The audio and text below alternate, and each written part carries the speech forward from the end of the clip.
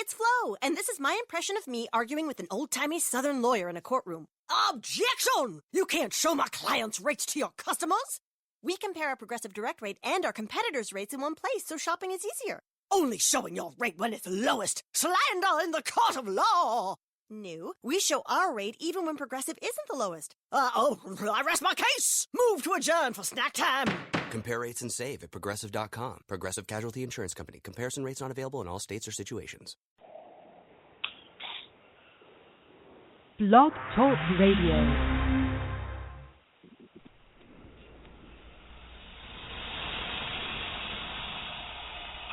Oh, wrong song.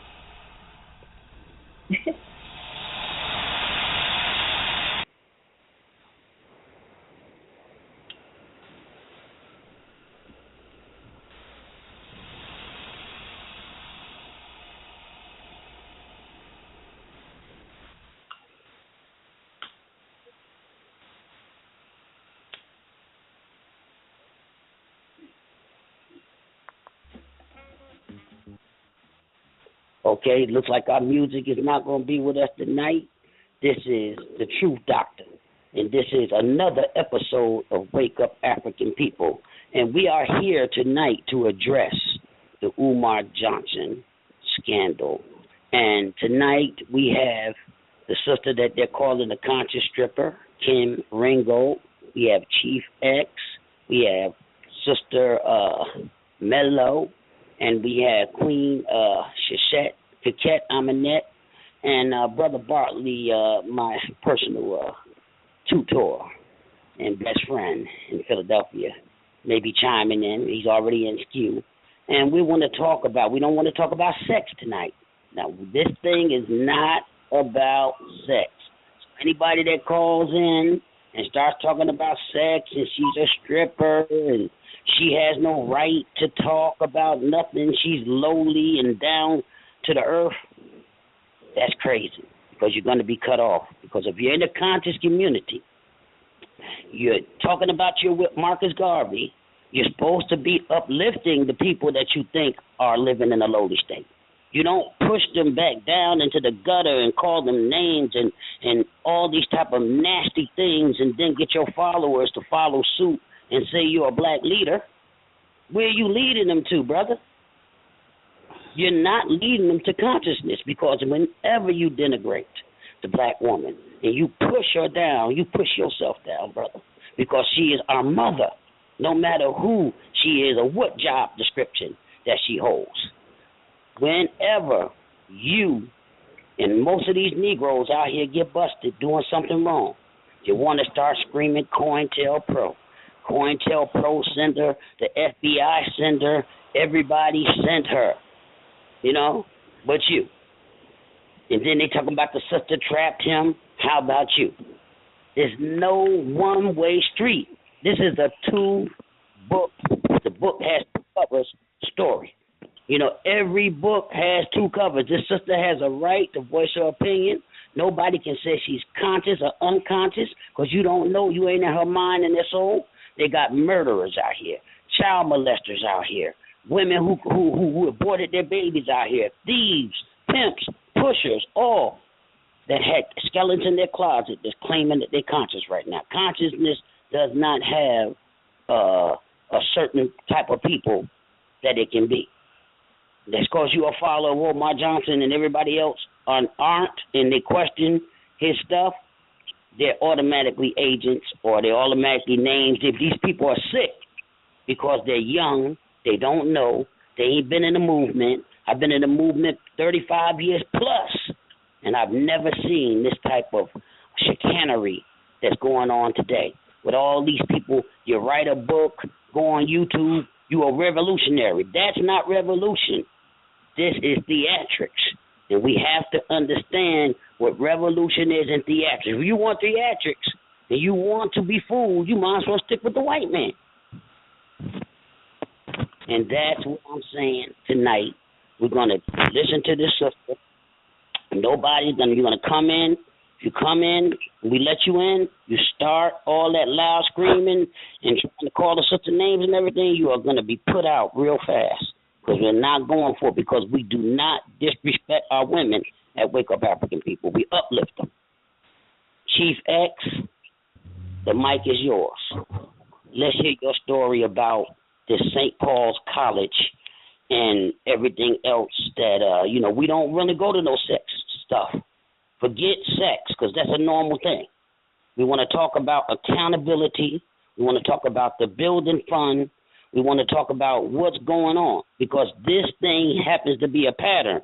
And we tonight are going to take you all the way back to 2005 in the city of Philadelphia, where Umar Johnson was involved in some type of building scam scheme going on at the UNIA building fund, and expulsions and all kinds of stuff going on. We're gonna read his manifesto that he wrote against that, because the other people were civil enough not to come out. You telling that she should not come out on the internet? He's done it before. He came out on old senior citizens. They're dead now, two of them. One named Johnny Gossett, one named Redmond Battles. They're dead. He came on the internet and wrote a whole manifesto saying they were sleeping with white women and everything. So he's been embedded inside Scandal from the day he came into the movement. And we just want to point this out, because it's our job. We are the Black News, and we investigate everybody. And we're going to put him on the hot seat, and he can come. He's been on this radio show before. It's not no trying to come up off of Umar Johnson, because he's been on the radio show, and his show is number one still. But there's 3 or 4 of them closing in the thousands. But we want him to call Wake Up African People if he's listening to this tonight. We want him to explain all this stuff that's going on and claiming that he's the Pan-African prince and he's coming in the spirit of Marcus Garvey. And Marcus Garvey didn't get caught up in these type of scandals with women and all this stuff. You know what I'm saying? Marcus Garvey venerated the black woman. If I get a chance, I'm going to read a poem that'll make you cry that Marcus Garvey wrote to the black queens, no matter what their job description was. He didn't look at that. So, Chief X, the mic is yours. Thank you, brother. This is Chief X, and first, let me just start off, because I've been getting a lot of hate and I've been getting a lot of praise. Me speaking on this and saying what I'm about to say is in no attempt to bring Dr. Umar Johnson down or wanting him to fail. I want none of my brothers to fail. But what I do want is questions answered. And people just stand up and to be accountable, because that's what this is about. It's about being accountable and explaining yourself, and us as a people correcting things, that are wrong, okay? A lot of people want to assist Dr. Umar Johnson, okay?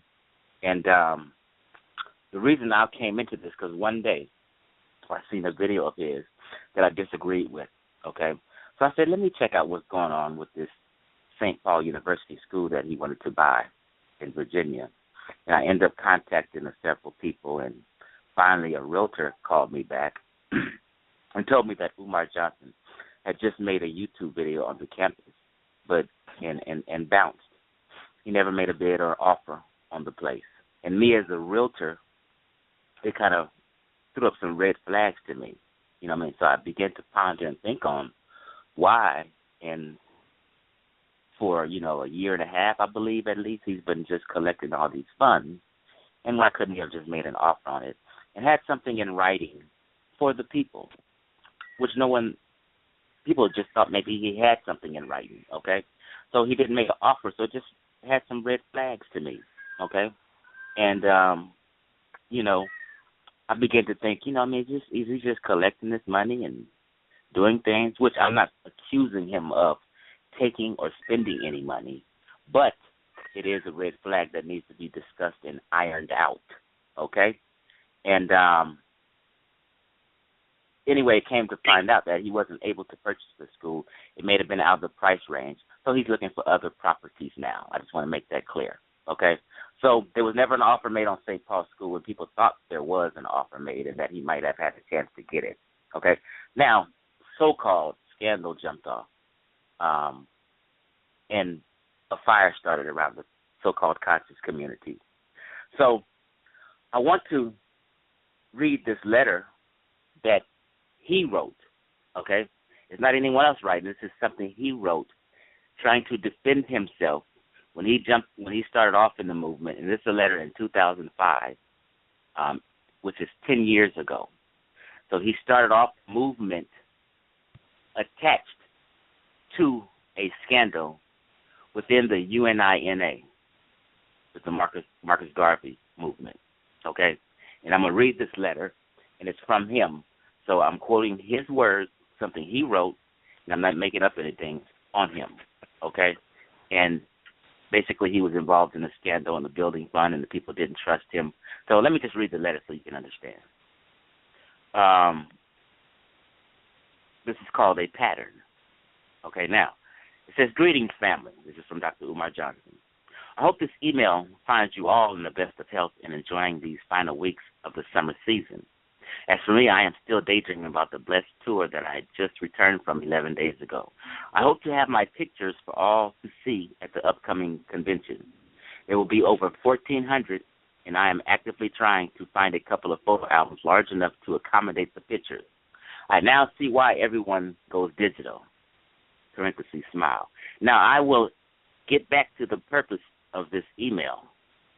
Nearly 1 year ago, I was asked by the Honorable President, General Redman Battle, to assume the post of Minister of Education within the UNIA.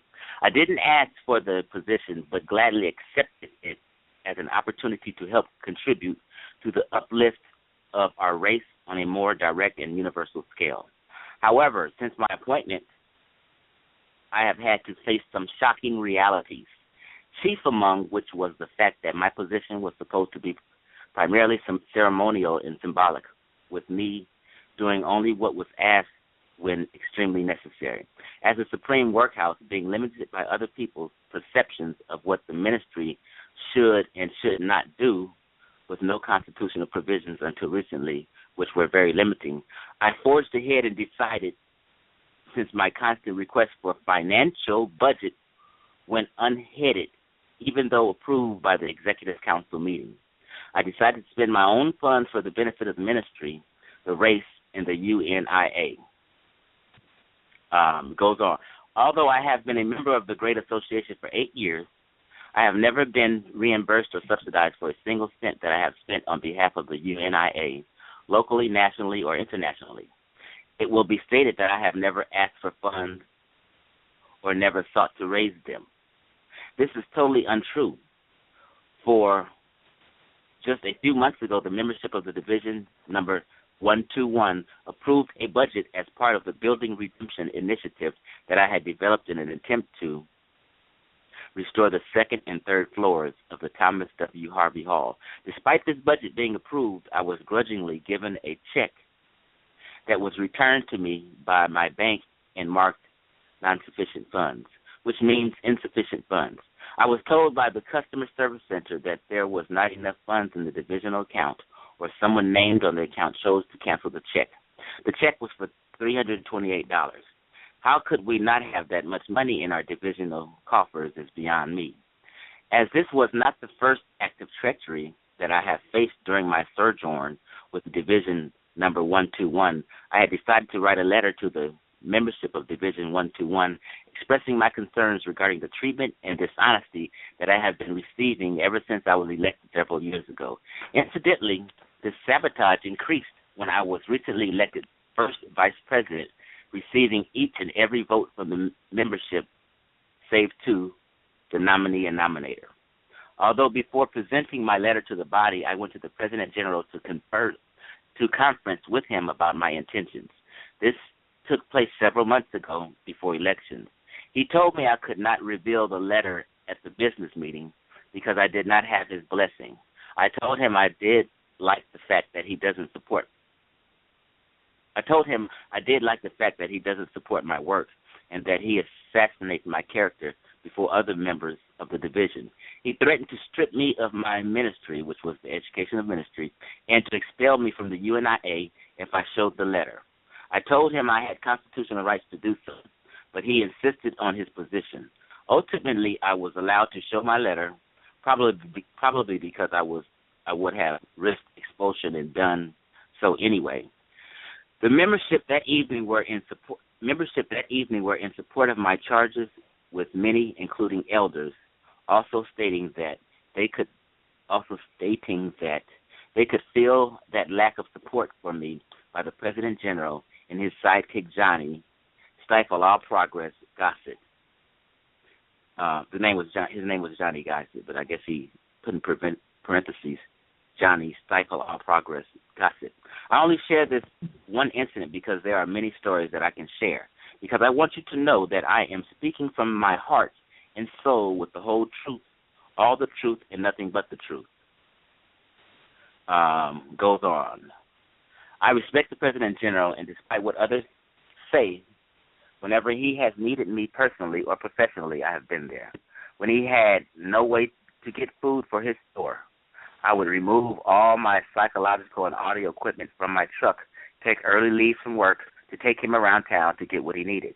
At convention, I stayed an extra day just so he could ride home in comfort and security. When Johnny is not at the hall, I make sure he gets home. And despite all of these new faces suddenly being preoccupied with his security, I have been part of his security for the last 8 years.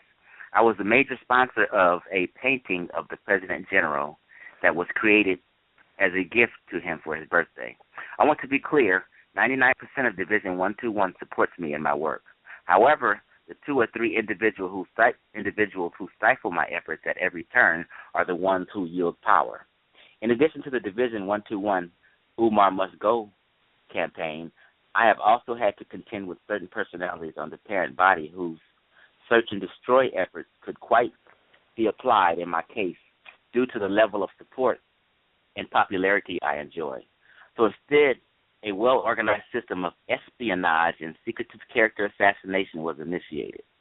A campaign so thorough that even when I arrived in Senegal for the last leg of the tour, they had Division 121 spy waiting for me, following me everywhere I went and taking note on everything I did for the first 2 days.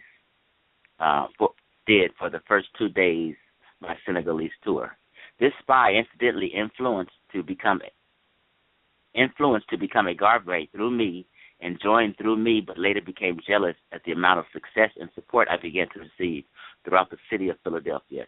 He helped destroy my Building Redemption initiative, worked tirelessly to keep me from being elected first vice president, nominated someone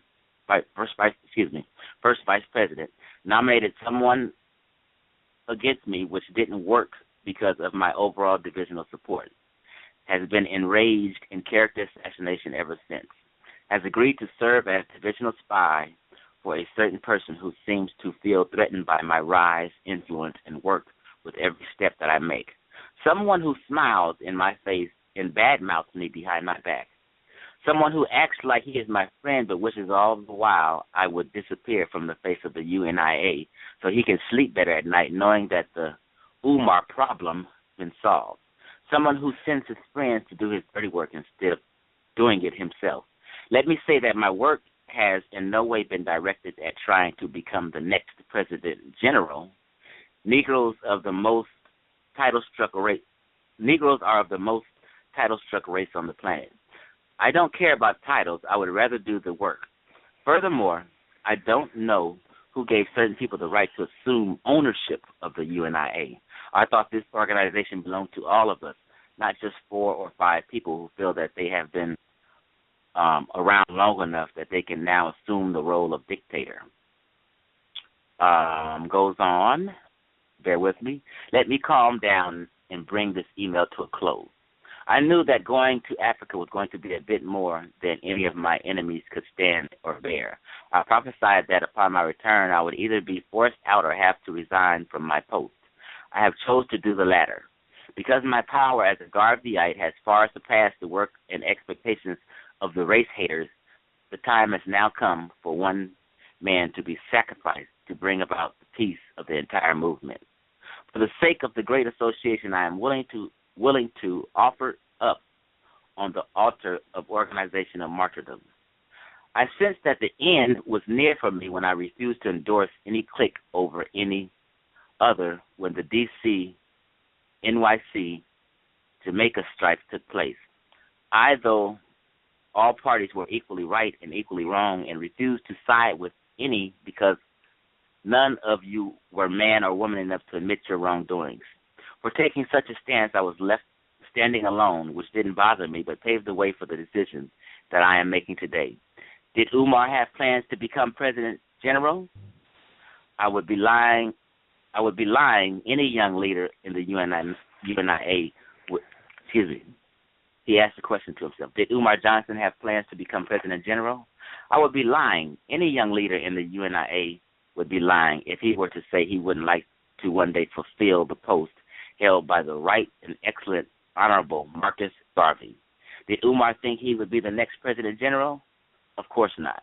There are men, one in particular, other than those who think they should be the next, whom I feel could do a remarkable job in that position if given the chance. Does Umar think he is made of the stuff that makes President Generals? I am well aware, as are my enemies, of the talents that God and the ancestors blessed me with, and I am sure that I could have done the job in remarkable fashion. Does Umar think he is more capable of the post than those who have been working to bring about this demise? You damn right, each and every one of them. He said he feels that he's better than all of them. Before I close, let me say for those honest Garveyites who want the truth, I swear by God that I have not, nor am I currently in communications with any expelled members or their supporters. Umar, a leader and not a follower. Truth be told, when I was first given the ministry, some of them attacked and criticized me almost as much as what I am going through now. I stand alone. I don't scratch when I don't itch, and I don't dance unless I hear some music. I can't be made to do something that is against my will, and I just thought you all needed to hear that before the pre-convention conspiracy theories begin to circulate. Conspiracy theories, huh? He goes on, despite the antics of one half dozen people, I love this organization. It will do nothing to aid anyone who seeks its downfall. I don't need titles to feel important, and I don't need titles to get work done. Everything I do for the ministry, I was doing before I joined the parent body. Despite what many may feel about individuals, we must respect the offices of the UNIA that they hold. Sometimes you have to focus on the office and not the officer when you disagree with their actions. African redemption is near and dear to me. I made promises when I was over there, and my word is bond. Therefore, I intend to keep good on my promises. Fortunately, I was able to meet non-Garveyites as well on my tour of the great continent who can help me proceed with my initiatives and goals. I will still help programs, assist the parent organizations, hold my conferences, help build the libraries, and start the investment program. The investment program, okay. Out of respect of the great association, of which I will remain a rank-and-file member, I will not try to impostor an official or parent body member. Just being Umar Abdullah Johnson has and will open up enough doors for me to help uplift my race. Other that the relinquishing of my titles, nothing will change. I will still keep my speaking engagements for the divisions. I will still work as hard as I have for the Great Association, and I will still continue to be the number one source of new membership for the Division 121. Nothing will change, folks, except hopefully the level of jealousy and animosity in this association. It's funny, as a psychologist, I am well aware that jealousy is not really directed at the victim. It is simply displaced upon the victim because the hater can't honestly look at himself. In other words, the anger is really directed at themselves for what they don't have, not what you have. It's about wishing they had your God-given talents and hating themselves because they don't. I am going in peace. After I send this email, I shall become silent and refocus upon what I must do for myself and the movement. Because I am sure you will hear about it, I plan to establish a small structure through which I can accomplish some of these things that I wanted to do through the UNIA. Even if expelled, I will always be a UNIA member, yesterday, today, and for all times. Did you try to reconcile before giving up my post? Did you try to reconcile before giving up my post? Yes, I did. Last night I attended study group along with 5 UNIA elder brothers. I told them there was something very important that I needed to discuss with them. I stated in short that I haven't been able to make full use of my leadership talents and would like the President General's blessing to offer me a new division, but the chapter of the existing division so that I could spread my wings. I assured them that everything would go through the division as chapter would simply be a subordinate arm, but yet it would give me the chance to lead. I thought that everyone would benefit in such an arrangement because we would all still belong to the same division. Bear with me, here's the last few paragraphs. Of the last 6 of us present, the opinions were split 3-3. Attention was then diverted away from the topic at hand. A debate ensued, and then the meeting was prematurely stopped, and I was told by the President General and Donnie Gossett that they had things to do and we had to leave. This was quite interesting because we normally stay and discuss any issue no matter how late it gets. But I guess since I had support for having my handcuffs cut off and giving me a chance to lead, everyone had to leave all of a sudden. As sure as the sky is blue, many of you will be told that Umar has been very disrespectful to the President General. From what I have learned, this was the major plank of the Umar Must Go campaign. But I want you to ask them if that's the case, why wasn't he removed from the ministry sooner? And why does he have so much support among the members of his division? The answer to the question is simple.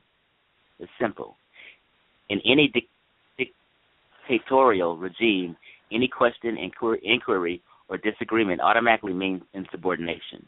Insecurity breeds a natural desire for absolute control, and that control extends all the way down the line, even into the thoughts of the very members. I am not disrespectful, but I am a soldier for justice, equality. One second, y'all. I lost my place. Okay, I am not disrespectful, but I am a soldier for justice, equality, and fair play. And when I don't see that, I must speak up. It's as simple as that. To my enemies, please don't turn this into a circus. I am at peace now, accept my words and move on. I will not be bothering you anymore by outworking you. I will become a mere supporter and contributing member, so let me fade to the black as I am trying to do.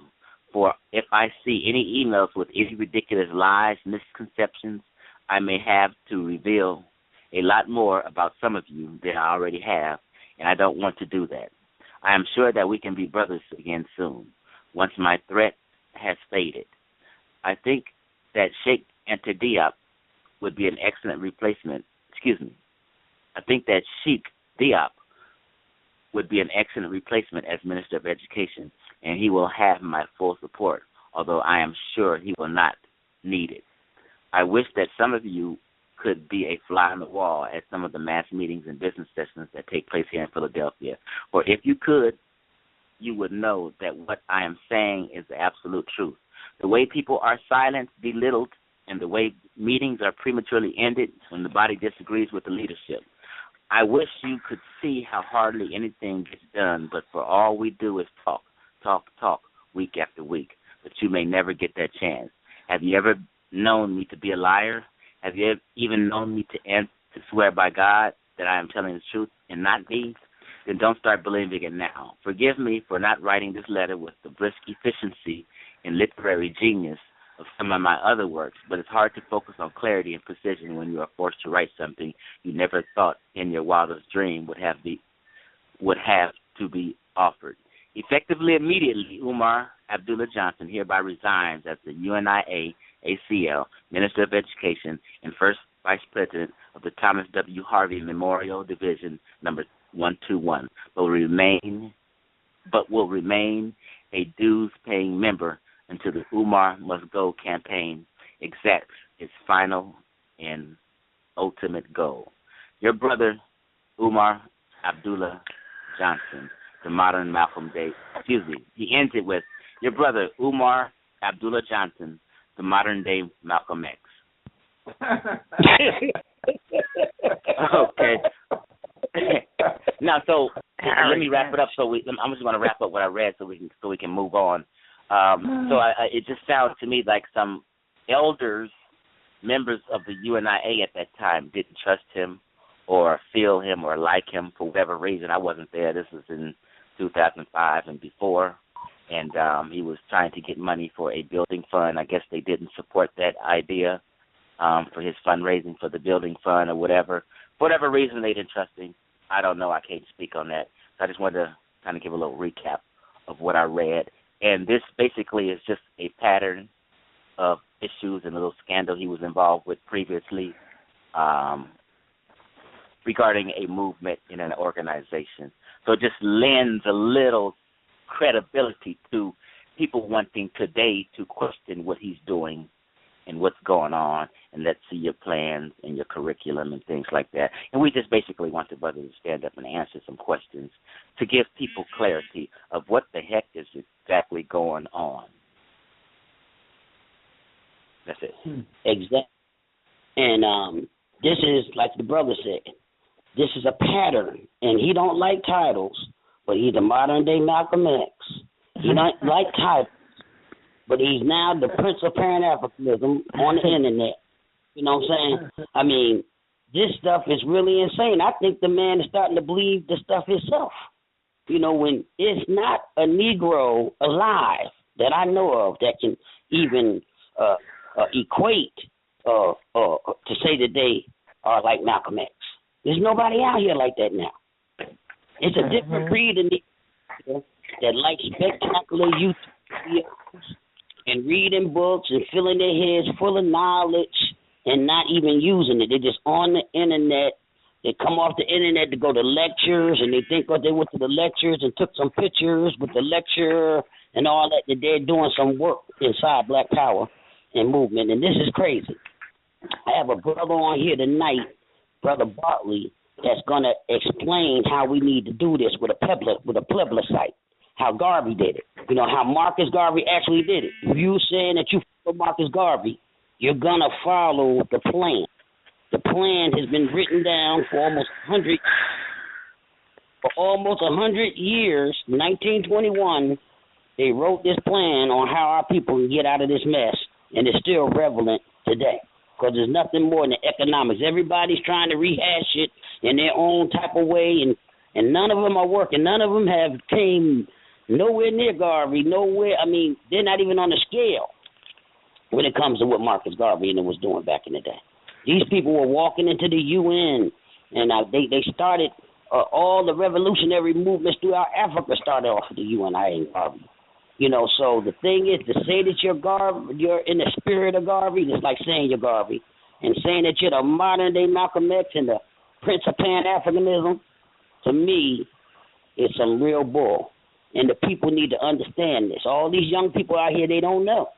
All these people that's on this phone tonight, except for the sister, which they're calling a conscious strip, been in this movement for more than 30 years or so. You know, and the sister, she said she hasn't been in that long neither, but she's been in long enough to know what's right and what's wrong. Now, Umar has all these followers, which I'm happy for him because, you know, people look for followers. You know, we don't need followers. We need to group together and do some work. Now his followers think that it's okay to call the sister out their name because they're doing it all over the internet, talking about this poor sister, calling her names and whores and, you know, tramps and slugs. I mean, I've heard every name in the book called this poor sister that's supposed to have been uplifted in the spirit of Garvey. We're supposed to uplift our people if we think that they're in a state of decadence.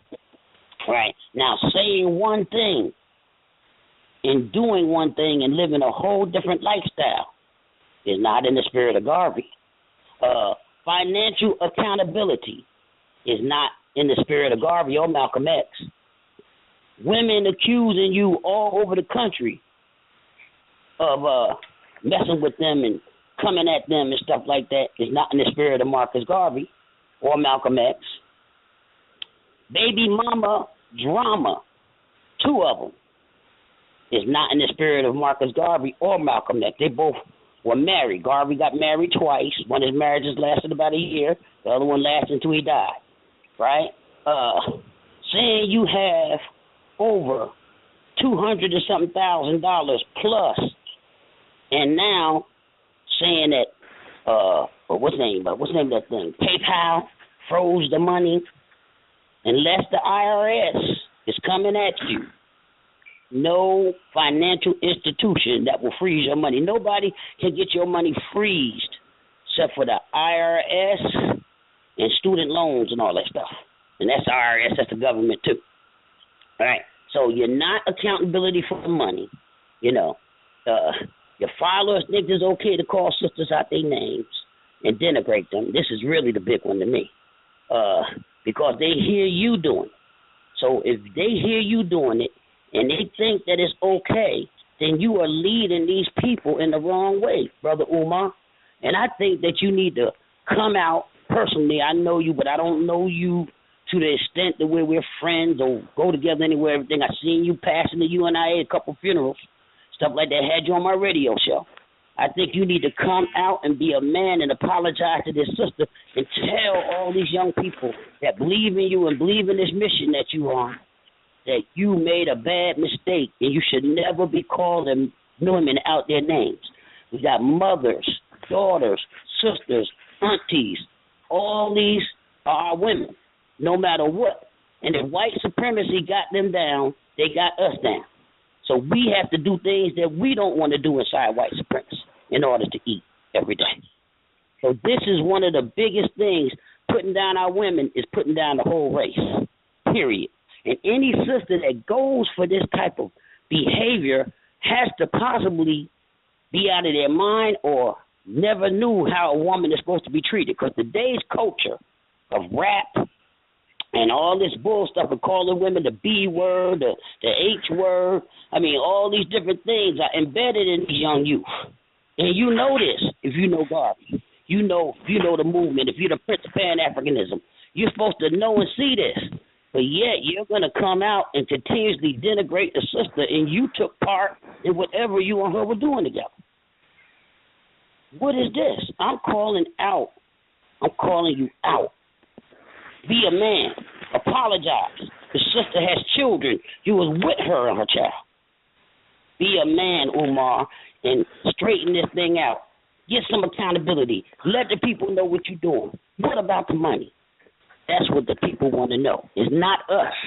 This is what the people, it's all over the lines, all over the internet. Your followers attacking people and calling them agents and everything else. And you see in this letter that the brother written, every time somebody attacks him, they're agent. Nobody believes in his missions but him.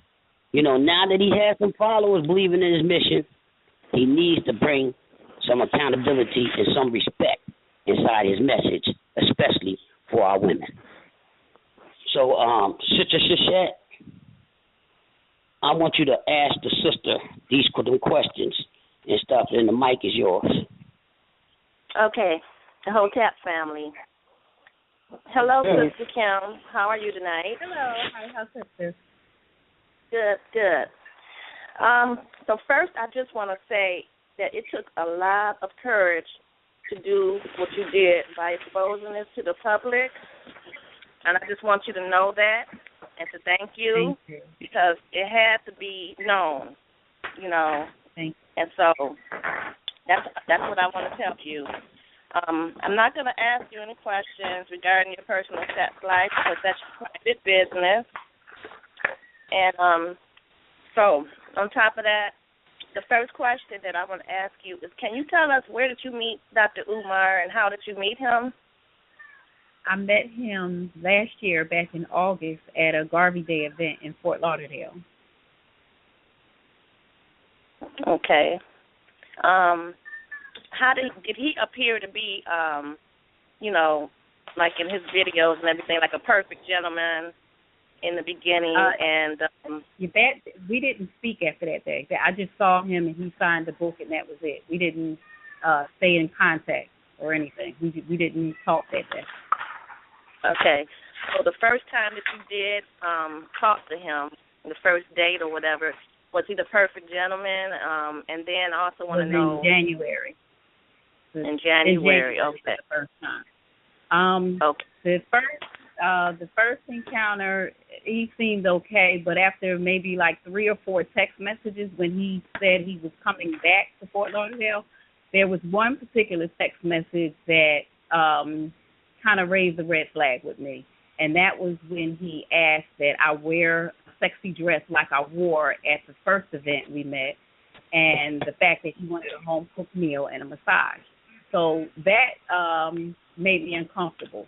So I decided to forego the event in Fort Lauderdale, so I stood him up at the event in February that he did in Fort Lauderdale. I did not attend that event because I didn't like the text message. So I didn't. Okay. And can you tell us at what point did Dr. Umar know that you was a dancer? He knew when we spoke, when we started communicating through text messages. Okay, and he didn't seem to have, any issues about it or anything like that? Absolutely not. In fact, you can see the picture that I sent him. I was at work on the pole in my uniform, and you can see him very impressed. His response to that text message, that picture text, he was elated. He was impressed, and he was just going on and on about, wow, you look so good, and this, that, and the other. So he clearly knew that what I was doing, and he had no problem with it. And I don't know why that's an issue with people, because you can clearly see where I'm at, where I work, and you can clearly see his response to it, in the blonde hair and everything. So people ought to go back and revisit that. Okay. And so prior to meeting him, have you heard any of his speeches he's done regarding black women and their reposition, how they should be acting or what they should be wearing and all those things? Not too many. Only thing that really stuck out to me was how he wanted to honor the black woman and treat her like a queen, and pretty much that was it. Okay. Now that's really funny, because I noticed in the text messages he's never once called you queen or anything like that. Like he never. Yeah, he did. In the text, he used those terms, empress, queen, and all of that. Yeah, he did. Those terms. Yeah. Mm-hmm. Oh. Okay, I didn't see those. Sorry about that. And so, let's see. Were you a little bit surprised about his disposition as far as black women go, because of the fact that everything that he talked about, he was, I was. Yeah, I was quite surprised. I didn't want to believe it, which is why I kept giving him a pass and kept second guessing my own perception of, what was really going on, because I just did not want to believe that he was opposite of what he preached about. Right. So what kind of lies did you catch him in exactly, besides, him talking about showing up late all the time? As far as him trying to start a school or something, did you catch him any lies? As far as could you repeat that? As far as him talking about trying to get money to start a school, did he talk anything about that? Did you catch him in any lies regarding that? Not. I didn't know what was going on with the school. The only thing I knew about the school was that he was raising funds for it. So the only thing that I basically discussed with him about the school was how to raise more funds for it, how to get the funds more quickly than how they were coming in. Wow. And I offered my help as much as possible in getting those funds coming in a lot faster than what they were. And what raised the red flag with me was when I noticed how disinterested he was in my efforts to help get money coming in a little faster. So it just didn't make sense to me. So it raised suspicion. Okay. So some red flags there, huh? Yeah. Okay. Right. So So, what kind of backlash? I want to ask you, what kind of backlash are you getting from the conscious community since you exposed Dr. Umar? Can you talk about how you feel about that? Yeah. I received a tremendous amount of backlash.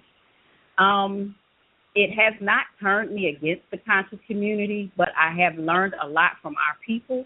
And the common theme amongst everybody who's given me backlash about exposing Dr. Umar is the fact that these people, and I do not say this disrespectfully, but I have to call it as I see it. So forgive me if you all take this as an insult, but I have to call it the way I see it. And the common theme is these people do not pick up books and read for themselves. That's the common theme. These people are feeding off of his knowledge and his perception of what he studied and read in books. And that's why they're easily brainwashed and manipulated, because there is nothing, absolutely nothing, no information out here that Umar can give people that they can't go get for themselves.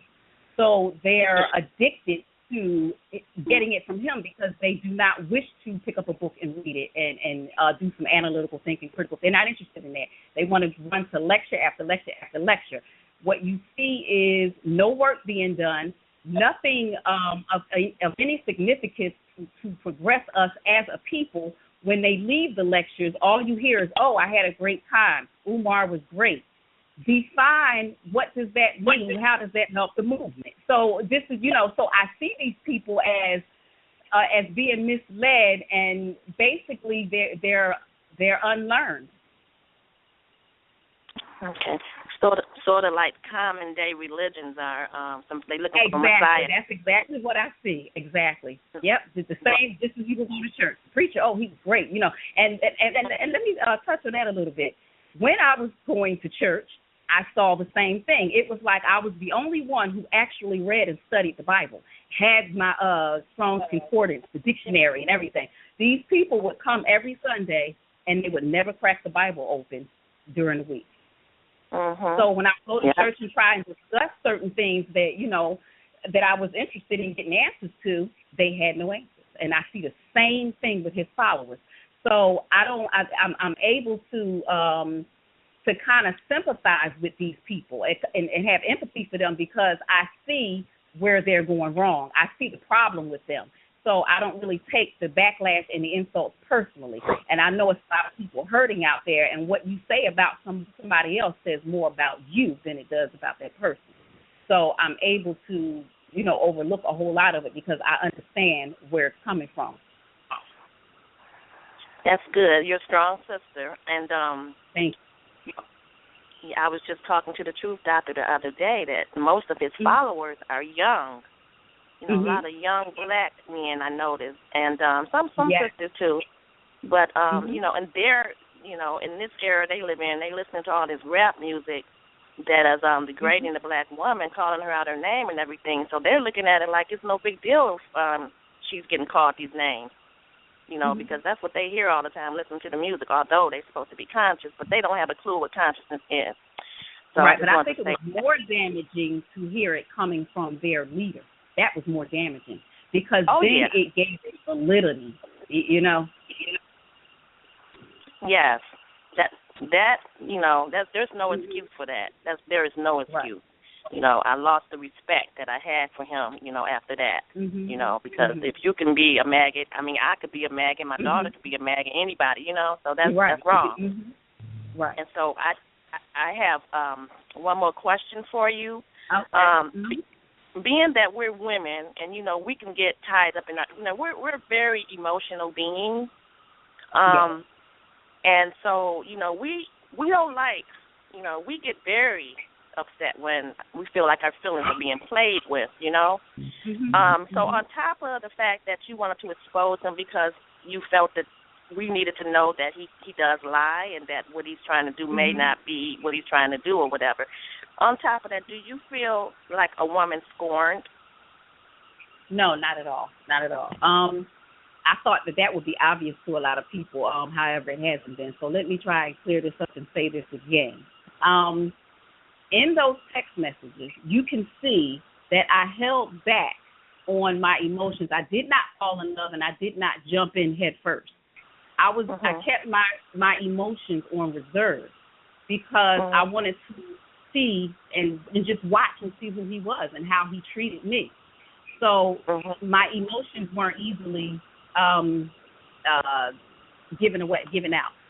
So, and then the fact that my occupation is me being a stripper, it requires me to have a different mindset than that of a woman who does not strip. So my mindset must be that much stronger because I deal with men on a different level than most women deal with them. So I have to have a strong mentality. I have to deal with men coming on to me. When I walk out my front door, I have to deal with men coming on to me. I have to dress as raggedy as possible because I don't want the attention. Because then again, I have to deal with men and them trying to come on to me. So it's a defense that's being practiced when I go to work, when I go run errands. So I've developed, I pretty much perfected that as far as, being able to keep my emotions at bay, and I'm not easily impressed. You have to really work for my emotions. So I was not that emotionally attached to him in that way, to where I'm hurt and lonely and, all of the notions that women go through when a guy leaves them. So I did not experience that. And a lot of people can't grasp that because they're in a different mindset. They have to respect the fact that I'm not built like they are. I'm built differently because I've been through a different experience. So for them, to not get it is one thing. But for them to try and make it what they want to be is another thing, which is wrong. You can't make something be what you want it to be when it's not that way. So there was no foreign issue going on whatsoever. I can very easily walk away, as I have in the past, in relationships that didn't work and not say a word. That's pretty easy to do. And it would have been much easier for me to walk away from this. Like I said, he did not get exposed because of some foreign woman's syndrome. He was exposed because of his fraud. And I used my own discernment in deciding whether or not I should bring it to light. And I trust my discernment was correct. I went with what I felt was right. Whether or not it damaged his ego or hurt his feelings, that was not my concern. He is a grown man. If he feels that he's lacking in an area he needs to improve, he can go get help. But these people who are the weakest amongst us, they don't have that same opportunity because they don't realize that they're being played and manipulated by a master manipulator. He deceives people just as well as the power structure deceives us. He's mastered it. He studied it from them so much that he's mastered it himself. And he's been using this. So in my discernment, I felt like people had a right to know because he had the upper hand on weak-minded people. Okay. I wanted to ask you that question because a lot of people are all on Facebook and social media saying she was scorned and everything. I wanted you to be able they're stuck on small mindsets. They're stuck on that. They cannot see outside of the little box that they're in. Right. And I wanted you to clear that up with the listeners, So that's good. You learned to put a shield over your heart, and that's good. Exactly. We, as women, we do have to do that. We have to learn. We have to teach our daughters about those things. So yes. Yes. And so, Kim, I salute you and everything on what you did. Hey, it had to be done, and I'm glad to be talking to you tonight and everything. Thank you. Yeah, and nothing but peace and love. And I'm going to give it back to Ak. Okay. Have a good night. You too. Yes. We have another queen on the line. Queen Yia, you still with us? Peace, I'm still Are you here. with us? Okay. I'm still here. Yes. We want to hear from Queen Yia. We want to hear about your encounter with Dr. Umar. And it's not on the level of what this other sisters is, but it establishes a pattern. And it's been many women, and this is from my mouth, and I hope that I'm stuck down dead if I lie, that has contacted me about things about Brother Umar, but I, myself, was supporting him 100%. That's why I had him on my radio show. And the stuff started coming in right after the radio show. People started calling sisters, mainly sisters, started calling me saying that he did this and he did that. I don't want to say what they said because they didn't give me the permission to say, but it's sisters. And it's always sisters. It's never really too many brothers. It's sisters that come out, and I think this is a bad sign for any person who represents themselves as a leader. So, Queen Yia, the mic is yours. Peace and Black Power, family. So, first I want to say to the Sister Kim, I really appreciate your bravery as well. I knew that to do what you did, you had to have known that you were going to face a tremendous amount of adversity and resistance, because the brother is kind of like Jim Jones and the people who drinking the Kool-Aid. And this is, not to insult my people, but it is what it is. And it's amazing to see the storm sort of unfold. It was very sad. I sat back for a little bit, but I'm a warrior, so it wasn't. I couldn't do that for very long. You know what I mean? Before I found myself attacked on all types of threads, and I didn't care. It was whatever. When I was done, I was done. But I had to say something. But so I only shared my experience with my inner circle and people that were believing the brother for everything that he was.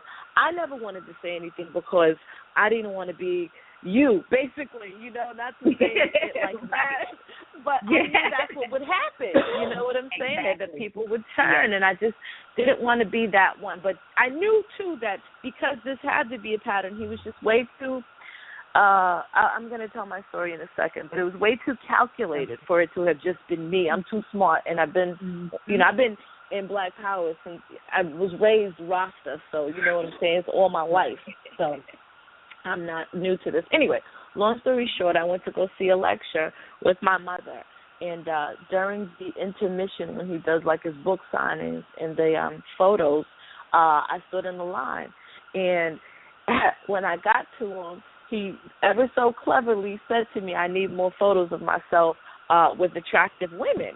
And I was like, wait, what? Kind of like a record scratch. Like, who says that? Did you just come on to me? Because I'm pretty sure that's what you just did, So I'm a little confused at that time, but I just kind of went with it. Another sister that I know who seemed to have she seemed to have some sort of experience with him, but she didn't say it in so many words. She said to him, how's she going to get your number? I mean, how is she going to get it to you? She wanted to be the one to share it with him, apparently, but he just blurted his number out right then and there. Again, I was taken aback.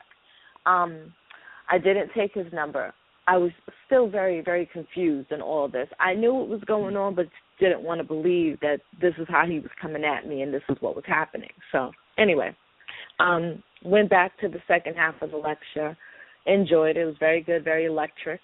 He lost me when he said, if you pay $200 for your hair, I want $300. Like, what?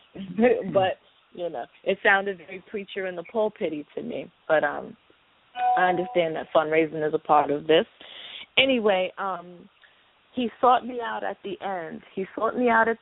And said, don't forget to send me that picture. So right then and there, I said, all right, let me send it right now. I don't have your phone. I didn't take your number. He blurted it again. I sent it right then and there. Fast forward a couple hours later, I'm going on my business about my life, and I get a random text message, and it reads sexy, just sexy. And I was like, wait, what? And I'm looking because there was no name attached to it, just the number. And I scrolled in, and I could see that I had sent the picture, to this number. So I realized it was him. And at this point, I'm really tripping because this is supposed to be, a leader. And folks like to say that black folks are always looking for somebody. No organization can function as a body without a head. So I don't think there's wrong in looking for us, hoping for a leader. We have had very powerful and very successful, despite them being killed, successful leaders in the past. They were able to organize. Garvey was able to get the Black Star Liner and whatever have you. Anyway, he texted me sexy out of the blue, and then I was like, wait, what? I can't remember exactly what I said to him, although I do still have my text messages. I said something along the lines of, I don't understand. And he was like, I need to see you. And I'm like, what do you need to see me for? He said, because you're gorgeous. Does that sound corny? I remember that part.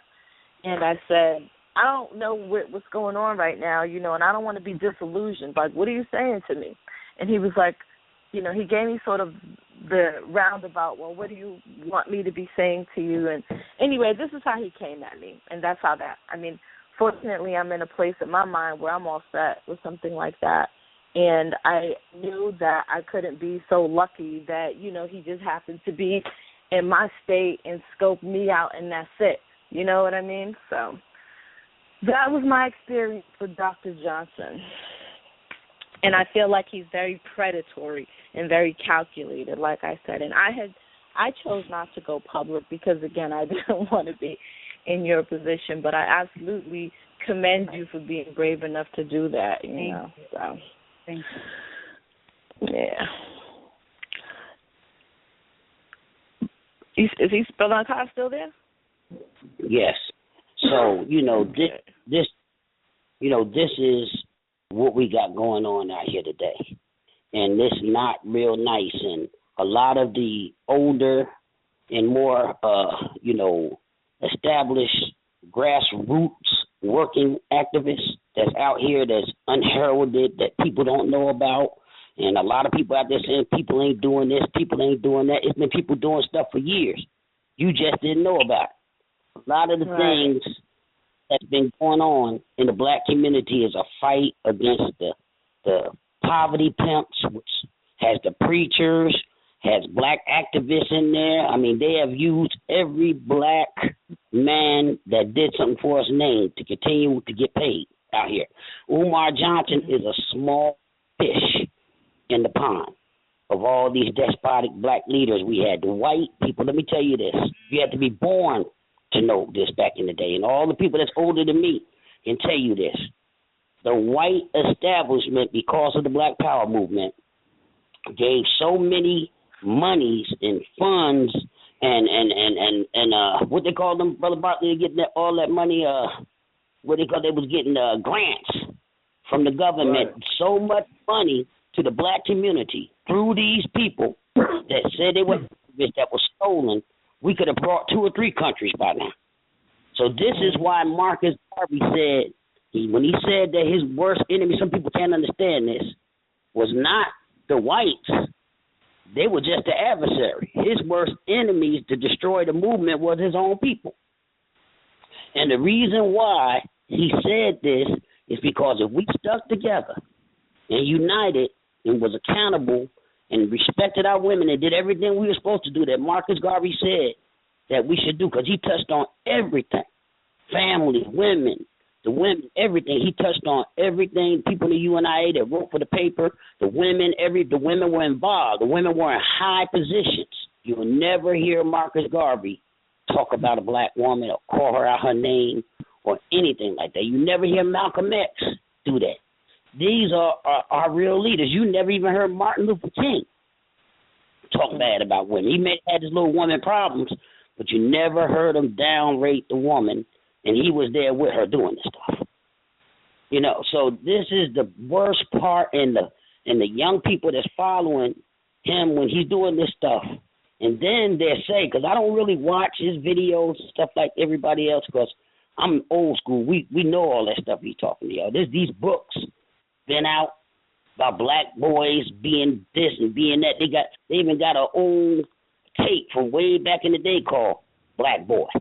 And it's talking about how Black Boy was so emasculated that he wanted to be a homosexual because he's seen the power in the black community within the woman, not within the men, because they have been so emasculated by white supremacy. So Garveyism is not just going around talking. Garvey was probably one of the bad speakers we ever had. But he didn't just go around and talk. He acquired ships. He acquired factories. He acquired all these different things. And once the money hit his hand, it was out trying to build something.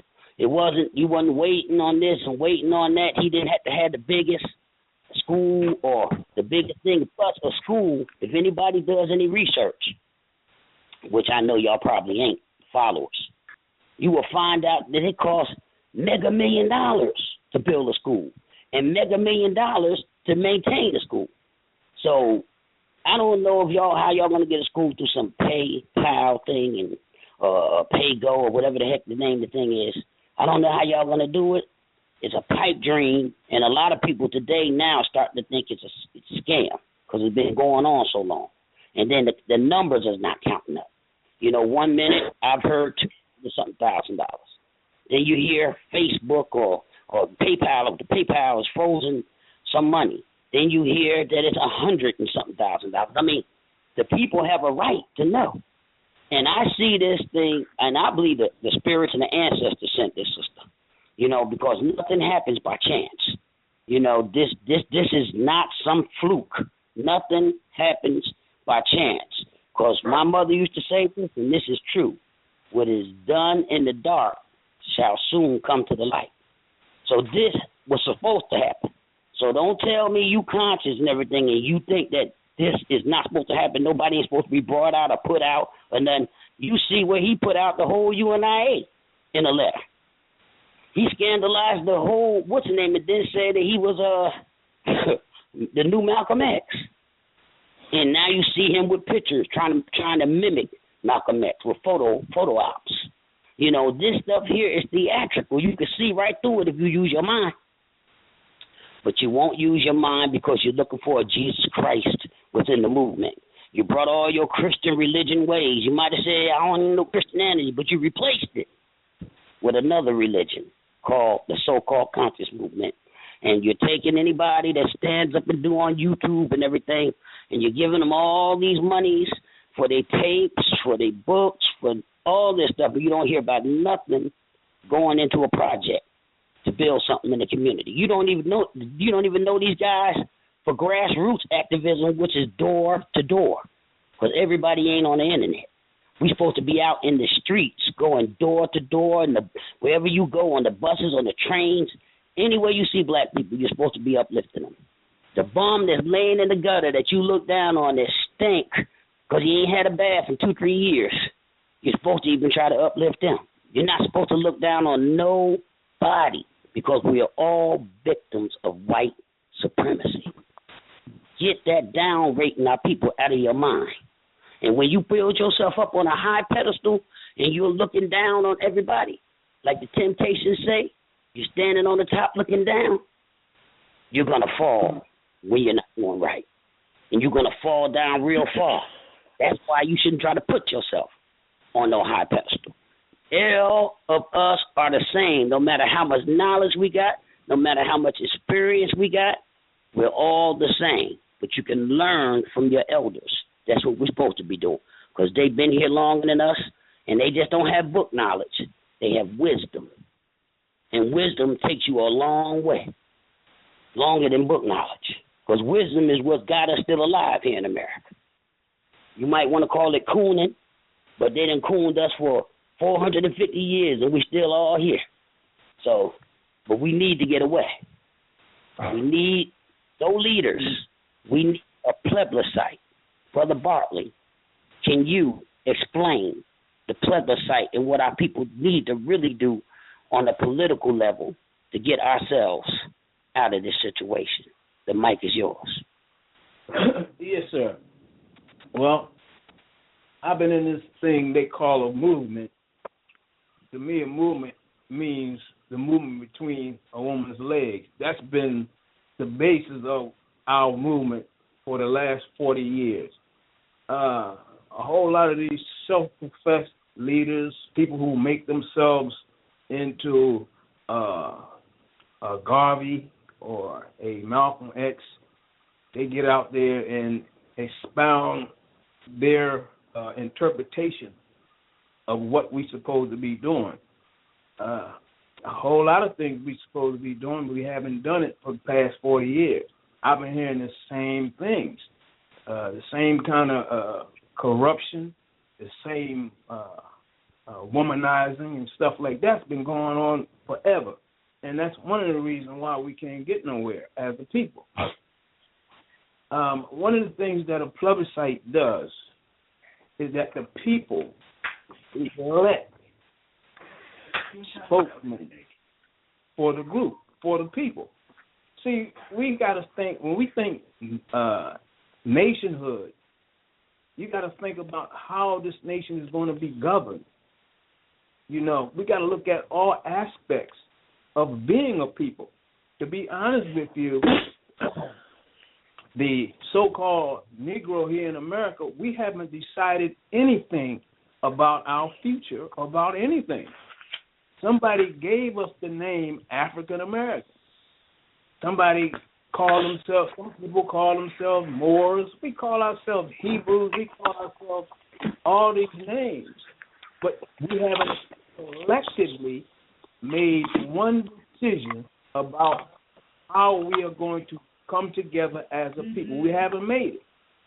If somebody can show me where we collectively decided what we want to do or an agenda for our people, I would like to know about it.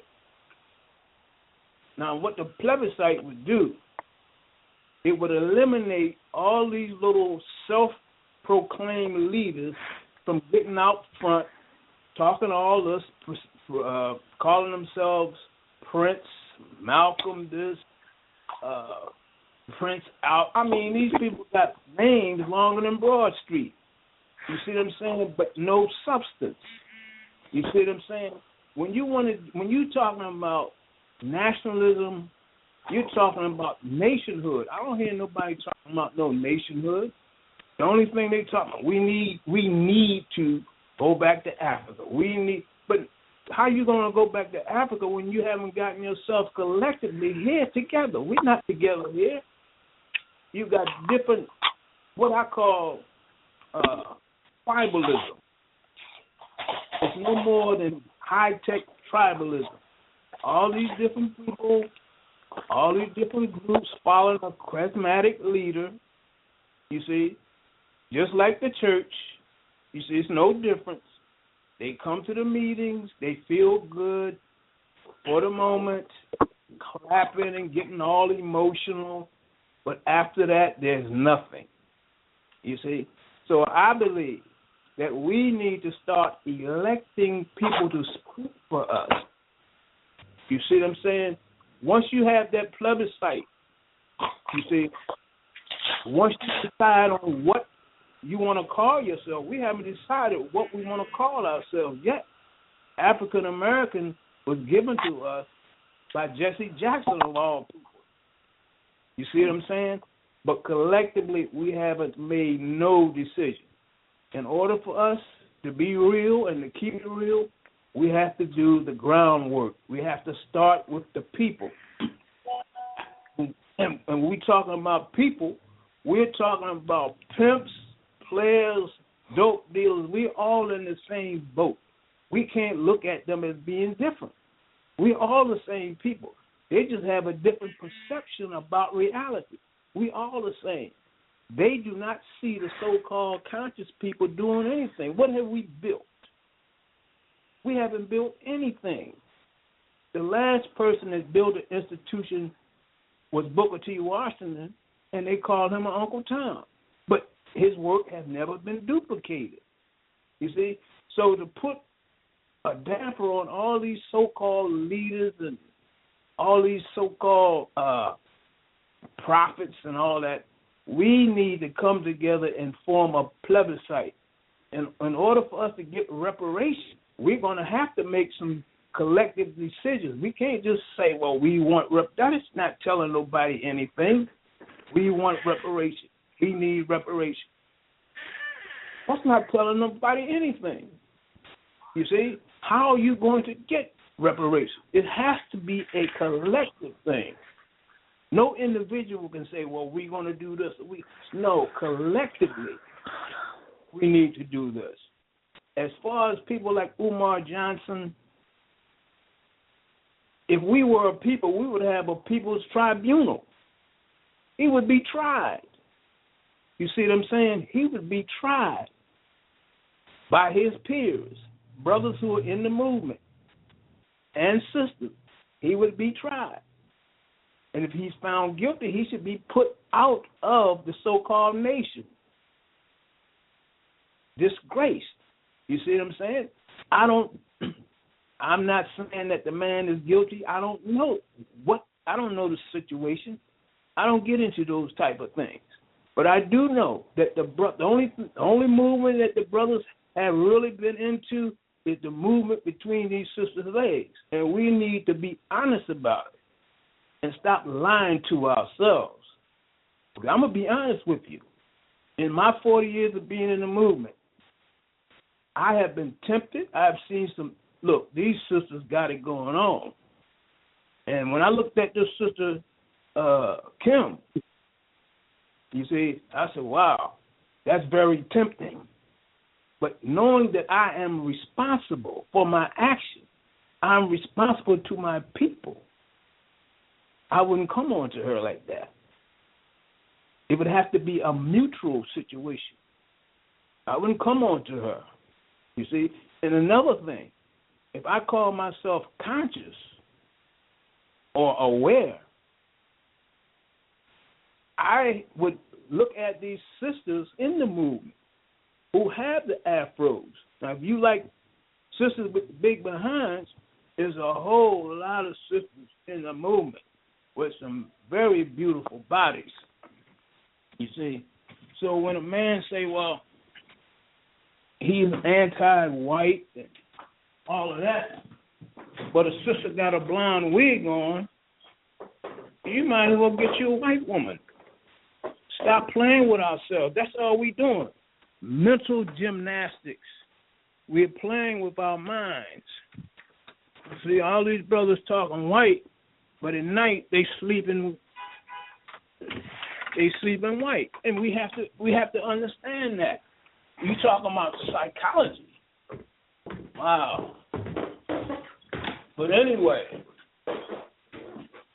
just imagine the sisters who are not aware that he came in contact with, that he's supposed to be helping with their sons. I mean, Sister Kim is pretty sharp. Like she said, she's been around. She knows the ropes. But what about an innocent sister who have 2 or 3 children who don't know nothing? You see, you can take advantage of somebody like that. And it's wrong for a man who's educated and to say that they're Garveyites to take advantage of a sister is wrong.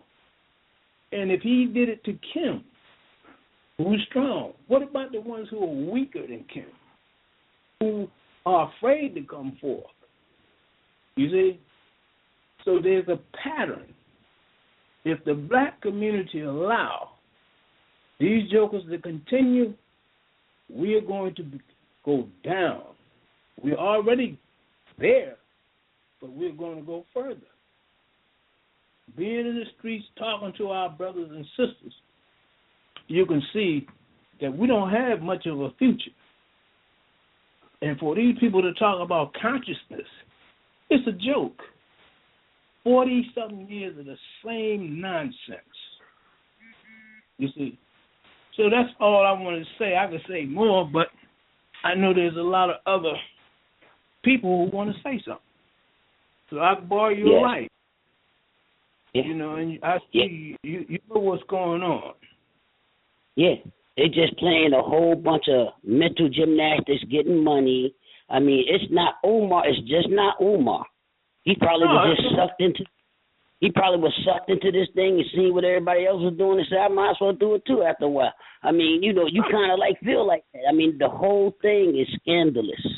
The whole black power, so-called power movement, so-called conscious movement, that's the newest one. That's the newest version of the black power movement, the conscious movement. And it's all just a bunch of Negro skullduggery. You know what I'm saying? And that's what it is. And the thing is that we need to recognize that, you know, he's not we're not just trying to attack him. We're trying to attack illness that he is part of in the black community. Right. You know, right. And there's a lot of people going, you know, they want to be the new Black Panthers. But where's the food drives? Where's the blood, what they say, the sickle cell anemia stuff and all the things in the schools and the breakfast thing the Black Panthers was doing? Where is it? It's not. It's all theatrical. Let me finish, Brother Bartley. It's all theatrical on the internet. Now, this thing has become an internet. You know, I took me a while because I was addicted. Get me wrong, I was addicted to Facebook and all this stuff. I was addicted on this internet. Out there, just wasting time. I had to back off of it because it started to get emotional. You know, when you arguing with somebody over a point or something on there, and it's like a lot. It's like they got us into this matrix now. Just like that movie, everything was in the internet. And all the things in the internet, we need to come off of this internet, this YouTube video, and all these things out here that's distracting us and taking away the money we could be using to build up our race and our community. If we're going to stay here in America, we need these monies that's thrown away on all these stories that you're hearing and everything into some real estate, businesses, and anything else that we could come together. If we do the plebiscite, like the brother said, this will cut out all these so-called pimps and poverty pimps that's been going on for ages. And it takes a lot to not get involved. I had a brother tell me when I told him he had a plan on how to get some money, there's always donations. It's always donations for something. Right? They had a plan to get some. I said, man, I don't get down with that. I don't take money from my people. My lady will tell you, I don't get a dime for this radio show. I don't ask for no donations. I got a website, no donations. You can go to there's a donation button in there, but it's deactivated. You can go to YouTube, and I got a lot of followers. No donations. You never hear me asking for no donations. If you want to donate, you will tell me. I'm not going to come out here begging and asking you to donate. I have people that help me with this show if I can't keep it going because they think the information that I be bringing on and out to the people is good and valid information. It ain't no selling no dreams and no nothing. It's basically about our people's behavior and how we can correct this. Because black people need a radical makeover.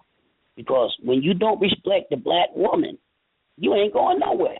What they say, that you can judge a people by the condition of their women. Because she is the beginning, she is the tree, she is who bears the fruit. And if she's down, we all down. That's why you see all these baby mothers with these bad children and the situation children coming up in is bad, and now they're giving them the disease, ADHD. Some of them is even, and everybody knows that in Philly, telling their kids to play crazy. Everybody knows that. You don't even have to live in Philly where I live at. You can live in New York everywhere because people need checks to survive. That's how bad the poverty has got. That people have to pimp their children off to the system in order to get money to survive. To convince them to say they're crazy. So we going through a whole lot of stuff. They pimping old folks. They get the checks and the kids in the house. Our people are really screwed up. It's deep. And we keep on running around looking for one Superman hero. It's never going to happen because it never happened. Only time the black people rise, they organize together. They didn't run around where no schools and nothing like that. You can't buy no school like that anyway. Just do your research. Don't just listen to me. Don't get mad at me because I'm telling you the truth. Look it up because it costs mega $1 million and then afterwards the maintaining goes on forever. The money for that. Long as the school sits there. So we got to stop this. I want to bring Brother Variant X in again, and I want him to read how Marcus Garvey felt and honored and venerated the black woman. And if you're talking about you in the spirit of Garvey, you're not going to be talking about our women and calling them slugs and whores, and I don't know if you call it a whore or not, but slugs and all kinds of other names. I just can't even want to even repeat them. You know what I'm saying? I think my mother's dead, but she probably smacked me in the mouth from the grave. Go ahead, Brother Varian X. The mic is yours. Okay. Can you hear me? Yes. Okay. This is Chief X, and I'm about to read this poem by Marcus Garvey. The poem is called The Black Woman by Marcus Garvey. I'm on this little phone, so bear with me. In the service of our ancestors and African love, listen, seeker, I come in peace. The man who will not fight for the protection of his wife and children is a coward and deserves to be ill-treated. The man who takes his life in his hands and stands up for what he knows to be right will always command the respect of his enemy. It's a quote by John Edward Bruce. Here it goes. It was February 28, 1927, when Marcus Garvey published the below poem.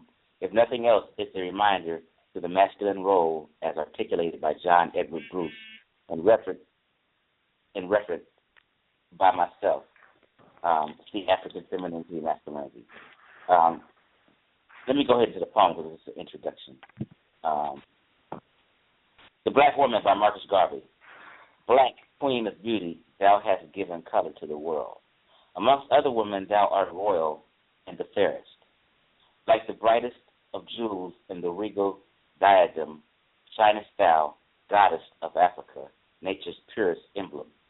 Black men worship at thy virginal shrine of truest love, because in thine eyes are virtues steady and holy marked, as we see in no other, clothed in silk or fine linen, from ancient Venus, the goddess, to mythical Helen. When Africa stood at the head of the elder nations, the gods used to travel from foreign lands to look at thee. On couch of costly Eastern materials, all perfumed, recline thee, as in thy path flows were strewn Recline thee, as in thy path flowers were strewn, sweetest thou bloomed. Thy transcendent marvelous beauty made the whole world mad, bringing Solomon to tears as he viewed thy comeliness.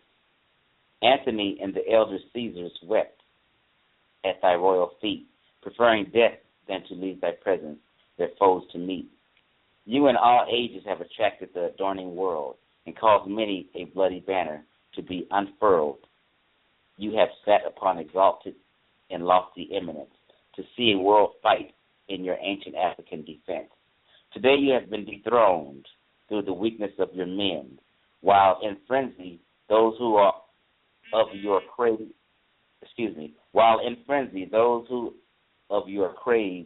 your smiles and your hand. Those who were all monsters and could not with love approach you have insulted your pride and now attack your good virtue. Because of disunion, you became mother of the world, giving tinge of robust color to 5 continents, making a greater world of millions of colored races, whose claim to beauty is reflected through our black faces. From the handsome Indian to European brunette, there is a claim for that credit of their sunny beauty that no one can, this is written kind of old school, so bear with me, that no one can urge to take from thee, O queen of all women who have borne trials and troubles and racial burdens. Once more we shall in Africa fight and conquer for you, restoring the pearly crown that proud Queen Sheba did wear.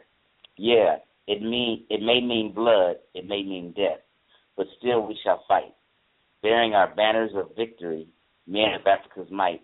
Superior angels look like you in heaven above, for thou art fairest, queen of the seasons, queen of our love. No condition shall make us ever in life desert thee, sweet goddess of the evergreen land and placid blue sea. By Marcus Garvey. Nice. Yes. You kind of didn't, yeah. I mean, let me tell you something. Marcus Garvey loved the woman. Now, Brother Varian X, first time reading it, you have to read it a few times to get the old-time school language, but it's beautiful. It's going to be posted on my page, Brother Ankra, Heru Ankra. It's going to be posted on my Facebook page and on my site. And you can go look at it for yourself. But Marcus Garvey loved the black woman and venerated her. He's the first that made black is beautiful and put it in the newspaper and brought black women up. His job was to lift up, not tear down. So when you're saying you're in the spirit of Garvey, you are taking on a big, big job. And if you don't know about Garvey, anybody can tell you they're in the spirit of Garvey. Anybody can go say, I'm in the spirit of Garvey, I'm in the spirit of Malcolm, I'm in the spirit of Martin Luther King or anybody else, or the spirit of God or Jesus, anything. And you follow them. Our people got to stop this following stuff and waiting on the leader, because all you're doing is bringing the same thing the white man gave us, but you're just changing forms, just changing different forms. You know, you like brother say, you a Jew, you a Hebrew, you a Christian, you a Muslim, you all these different things, but you're not yourself. We got to wake up, people. You know, we're not here to bring down Umar, but we're here to bring down what these people represent, like Umar. The whole thing, we want to tear the lid off of all of it because it needs to go. I mean, these people are out here been pimping these old movements for the longest. They want to revive them to get some more money. They was pimping Garvey's name when he was in jail before he even went to jail. They was pimping his name. He couldn't even be dead yet. But nowadays, people pimping his name, asking for donations, but you don't see the work. Now, I'm not telling you that if you have a plan in the plebiscite and vote together, then you can know where the money is going. Because you have a say-so in a vote and you have a voice. But when you give your money to these self-proclaimed leaders and stuff, Al Sharpton, Reverend Sharpton, Farrakhan, and all of them, without no organization behind it, you just might as well throw your damn money away in the garbage can for the garbage man to get it when he come pick up your garbage. Because you just threw it out. So we need to do what we need to do. If you don't know what a plebiscite is, look it up. Because most of us are politically illiterate. Because to me, the politics don't work. You ain't never tried no damn politics. You don't even understand.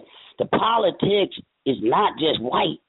Politics is black too, controlling your community. It don't mean just voting. Politics means to take control of your community. The Irish people came here. They were worse than niggas. I mean, they was treated bad then as worse than we was, the Irish. But they started controlling their communities. They didn't wait for no Korean store or no Chinese store or no pizza store and all this stuff to come up and open up. They opened up their stuff themselves. And this was what black people was doing before the civil rights and all the speaking and talking and television and being on in the spotlight and stuff. And that kind of drove some Negroes crazy. And they want to be the leader and be seen out there. And it's really a psychological problem because that's not the way it goes. You see somebody out there that want to be a leader, run. Run from them because there's no such thing. The only reason that Marcus Garvey was the leader because he came here with the program. He brought the program here, so he was elected by the people. The people elected him. He didn't self-proclaim himself. He was trying to go back to Jamaica to build a school, like Booker T. Washington School in Tuskegee. He wanted to build the same type of school in Jamaica. But when he started the UNIA, politicians came in and stole the money and took the money and basically shut it down. There's this Negro attitude about getting and stealing money. So then he tried to open it up again. And they did the same thing. So he had to run from these politicians to open it up through 2 times. They did it, and the 3rd time he was successful. Opened it up. So our people had this mentality that we got to get. And this is what the spirit of Garvey means. He was working on that mentality to bring us together to make decisions for the whole race. No one person is never going to be in charge of that. No one person could be. Because he's a lone wolf. And then once he gets knocked off or killed, if he does make an accomplishment or says something wrong the white man don't like or whatever, and that's not really happening like it used to, he'll get killed. But that's gone. I mean, the last one that got killed, was it Malcolm or Medgar Evers one? You know what I'm saying? I mean, these ones today, they ain't going to kill him. They helping the white man, even though they might not even be getting paid because it's taking you in the wrong direction. They got you confused, just like TV. TV got you confused. You know what I'm saying? All this music and entertainment and everything got you confused. These guys are just like that. They're entertainment like the TV. and they got you confused what the black movement is supposed to be. Anybody else want to chime in? You just brought up a point about the Irish. I think it would be a good idea for people to go and read that book by Thomas Sowell called Ethnic America, because that would give them an idea of what we ought to be doing in the times that we're going through right now as far as police killing our children. That is a very good book to revisit right now. Mm-hmm. And that book was told to you by somebody that was called a slug, a conscious stripper. He gave her the name. That's what she said. I wasn't there, but that's what she said. But she's giving you books to read, stuff to read. How can you say this sister's not conscious, is not credible, has no credibility? That's sick. Because it's got people, all kinds of people. They got pimps. They got whores. They got abortionists, people that kill their own babies in their womb. Because the white man was right to do. They got ones molesting children, everything. You don't know who's in the movement. They even have homosexuals talking about their conscience. Whole things all on doggone YouTube. This whole thing is just one big circus that needs to be seen as it is. It's like we tell you TV, don't watch the TV and manipulate you, just like we tell you about the church and all these other different religious organizations that manipulating you. This is what's happening in the so-called conscious movement, and I'm tired. And I'm getting old, 52 years old, and I want to tell it before it's too late. I don't want the people out there wrapped up in this madness no more. Because I got one shout out I want to give. Yes. Can you hear me? Go ahead, brother. Yes. It is a group of brothers and a brother named Baba Amin Joke out of Dallas, Fort Worth, Texas. He has an up and running school in Dallas, Fort Worth called the Uhuru Academy. And Baba Amin is the founder of it, and they have a lovely program. And that school always needs help, and they're accepting donations for the school that is up and running, you know what I mean? And he has a great program for those kids, and they're thriving, very intelligent, and it's an African-centered education. So I just want to give a shout out to the Uhuru Academy in Dallas, Fort Worth, Texas. Can I add to that Baba Amin, from wherever he is, will hop on Skype with anybody who needs tutelage, and he's out there doing real things, real tangible things that people can see. I also wanted to add that I know a brother over in St. Louis who has a godson, and he's a basketball phenom, the young brother, and the godson. He's in the 8th grade, lost his father, a couple months later lost an uncle, and then all within the same year lost a grandparent. So the brother who had met Umar prior to this happening to the young man, Umar, gave him the whole spiel, call me, this, that, and the third, we'll connect, blah, blah, blah. He reached out to him and said, listen, can you be here for my godson? I'm afraid. I'm out here in St. Louis. It's wild out here. I don't want to lose him to the streets. He just went through a lot. I think he could use somebody like you. Nothing. Crickets from Umar. He offered to pay him even, and nothing. And I thought that was the very thing he was telling us that he was out here for. So when a person shows you who they are, you should believe them. I don't turn down anybody. I don't have it like that. I'm not traveling to Ghana or wherever, but whenever I can do something for my people that will help them, particularly their state of mind, I'm there. And I have 5 children of my own, but I'm there. I'm not going to say no. So for him to be in that position and on that platform and saying the things that he says and not return the phone calls, that's crazy to me. So I wanted to add that as well. Yes, to add to what you just said, that's really all people have to do is look at his track record. Whenever I ask one of his followers, what has he done, it's complete silence. You can never hear, other than do lectures, what has he done? Nothing. Just look at the track record and you can see. I ask the same thing when people say, his accomplishments. What accomplishments besides the lecture circuit? The lectures are lectures. Personal accomplishments are not the same as the accomplishments to progress our people. They're not the same, so they're mixing them up, and they're including his personal accomplishments and getting it confused with the movement of our people. Yeah, and I want to absolutely. say, the money that he did collect, he should have used that to open up a small school. A small school, absolutely. Why do he have to go big time? Because, most people start on a small level and work their way up. So there is no excuse at all. Yes, and Margaret Collins is a perfect example of, she started in her home. And the result, look at one of her students. Umar Johnson worked as a principal at the school for a former Margaret Collins student. That didn't work out. He failed at it. I don't know what happened, but he failed at being a principal. But the student is the result of Margaret Collins, who started her school in her own home off of her own paycheck. Mm.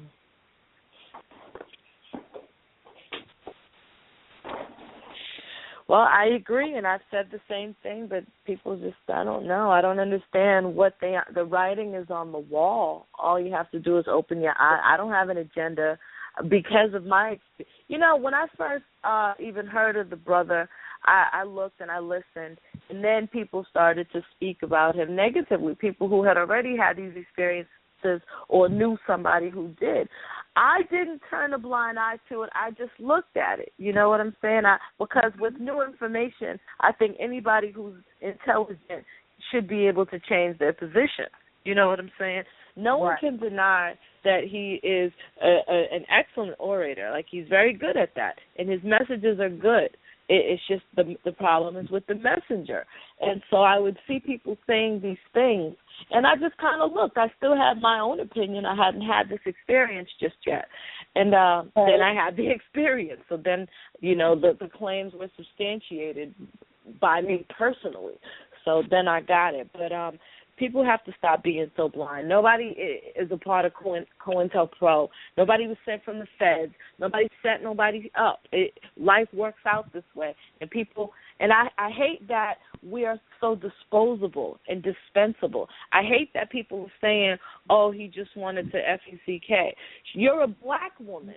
If you're not upheld and lauded and placed in gentle hands, where's this movement going? Like, what are they really about? If you're going to preach the getting back to the familial structure and foundations, then you cannot just misuse and use a black woman with disregard, particularly when you know that your people are broken. Like, how does that contribute? We know how that contributes. It further perpetuates the bad situation that we're already in. That is not helpful. And it's not helpful for people to just dismiss him and not hold him accountable. If he's supposed to be this person who's putting things back together, that's not the way to do it. By having, the whole lying about abstaining is a whole nother argument, because if you'll lie about that, what else will you lie about?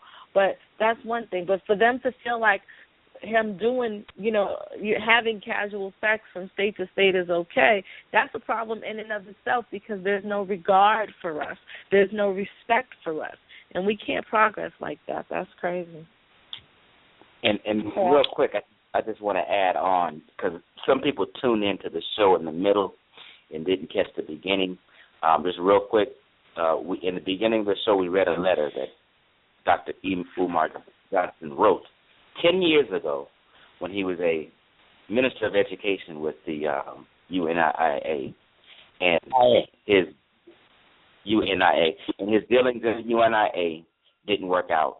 He had to resign, and they didn't trust him to raise funds for a building fund. Okay, so in business and in trust amongst the people, he had a pattern of history. He has a pattern of, it didn't work out with the UNIA. He had to resign and moved on. And he became a principal one day, and I don't know the details of that, so I can't speak on it, but obviously people say it didn't work out, and now he's doing another thing and has a few other projects. He's starting another project of doing tours to Ghana and Africa simultaneously, and there's a lot on his plate. He's raising money for tours to Africa and Egypt. He's raising money for the school, and I just don't see personally, me being a youth counselor and working with kids, how you can handle all that and do it correctly and it be successful. The only thing we want is for it to be successful.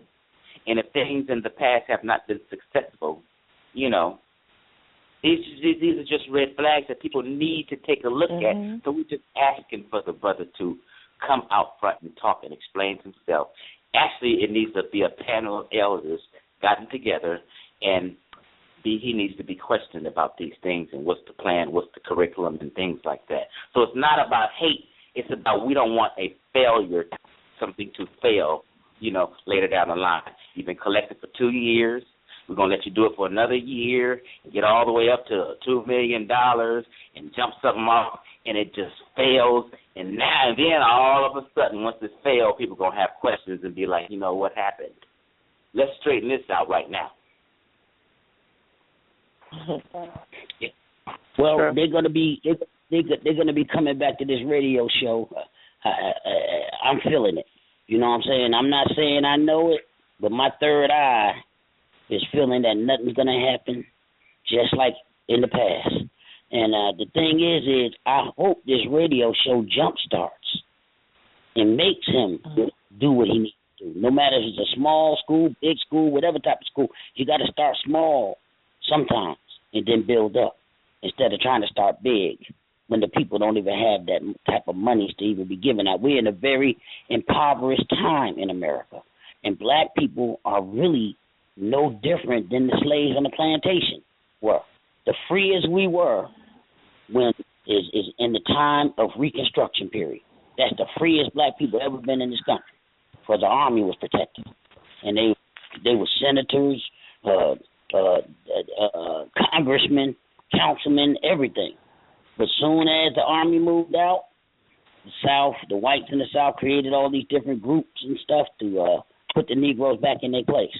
And they've been back in their place ever since. So we got to do something different, because all this madness needs to cease, because it's nothing but a show. It's lights and cameras and action. People making photo ops, trying to make Malcolm X poses and, wear Marcus Garvey clothes. It's a beauty contest. and auction dates too. Don't forget about auction dates. That was crazy. Claiming that they represent. Come on now, we don't do talking over in this show now. Come on, hold on. I'm gonna give you another chance. Claiming that they represent the red, black, and green, and don't even tell people what the red, black, and green is really for. The red, black, and green was meant to be established in the land of our own. If you flying it, talking about Pan-Africanism, you got the wrong idea, because Garvey was not a Pan-Africanist. This is some things I be trying to explain to people over and over again. I've been studying Marcus Garvey for a long time now. And Marcus Garvey called himself an African redemptionist. He didn't want the Pan-African thing to just have a say-so in African affairs. That's all them Negroes are asking for, the W.E. Du Bois type, the boule, what we call it today. Marcus Garvey wanted to redeem Africa, take it back into the hands of the black man and kick all the white folks out and have our Africa for ourselves and plant that flag right there to show that we are free and we have statehood. That's what he wanted. So when people call him a Pan-Africanist, they don't even know what they're talking about, because if you go back and look at the Pan-African conferences and all this stuff, and to say that you the prince of Pan-Africanism and the Garveyite is contradictory. It's an oxymoron. And that's because none of you people read for yourselves, just like the sister said. You don't study for yourself. You just jump in the fray and follow the leader and get into a cult, and you don't even know you're a cult follower now. You know what I'm saying? And like they said, Jim Jones. And if y'all young people don't know who Jim Jones is, Google it. Black people followed him into the interior forests of Guyana. And he served them Kool-Aid with poisoning and killed hundreds of people up in there. They died believing in some bullshit story in the dream, in the pipe dream. You know what I'm saying? But at least he did get them out of America. But he killed them over there. Some people said it was an FBI thing. And they used the church thing and Negroes' beliefs to kill them. And it's easy. All they got to do is send a white man dressed up like Jesus. Look what happened in Ghana. The white Jesus dude walking through the streets, and they mobbed them. The black people mobbed them. You know what I'm saying? You thought it was Michael Jackson or something over there. You know what I'm saying? That's the only person that that get a crowd. We sick, people. We sick. I'm not saying y'all. I'm saying we, as a people, is sick, and there's some that's not as sick as y'all. You know what I'm saying? We we getting out of this little by little. But you got to understand, there's other ones that's pulling us down, trying to make money, trying to live the white lifestyle, and want to drive the big cars and do all this stuff. And they don't pimp the streets because they never were street people. They college people, intellectual people that pimp the people's aspirations to be free. And this is what we're fighting. The white man on one side and so-called despotic Negro leaders on the other side. These dudes ain't no different than Al Sharpton that y'all hate, the Terminator.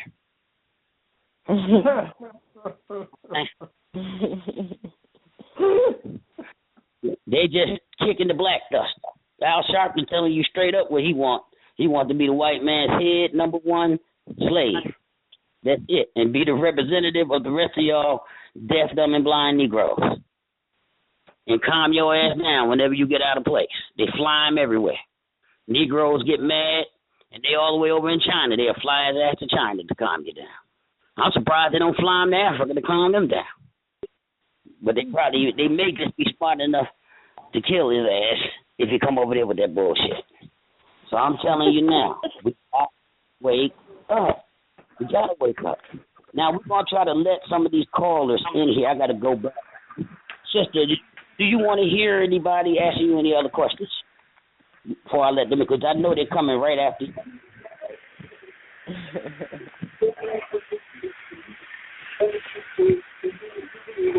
Sister Queen. Hello? Yes. Are you ready for do you want to take any questions? Do you want to take them? Okay. Sure. All right, let me go here and let some of these people in. Okay. Give me a second. I got to go into this. Okay. I know they anxious to get in here. Oh, yes. Yes, a whole bunch of them. Oh. Okay. Yeah. Okay, let me let this one in. Caller, do you have a question you would like to ask? Caller, 4557.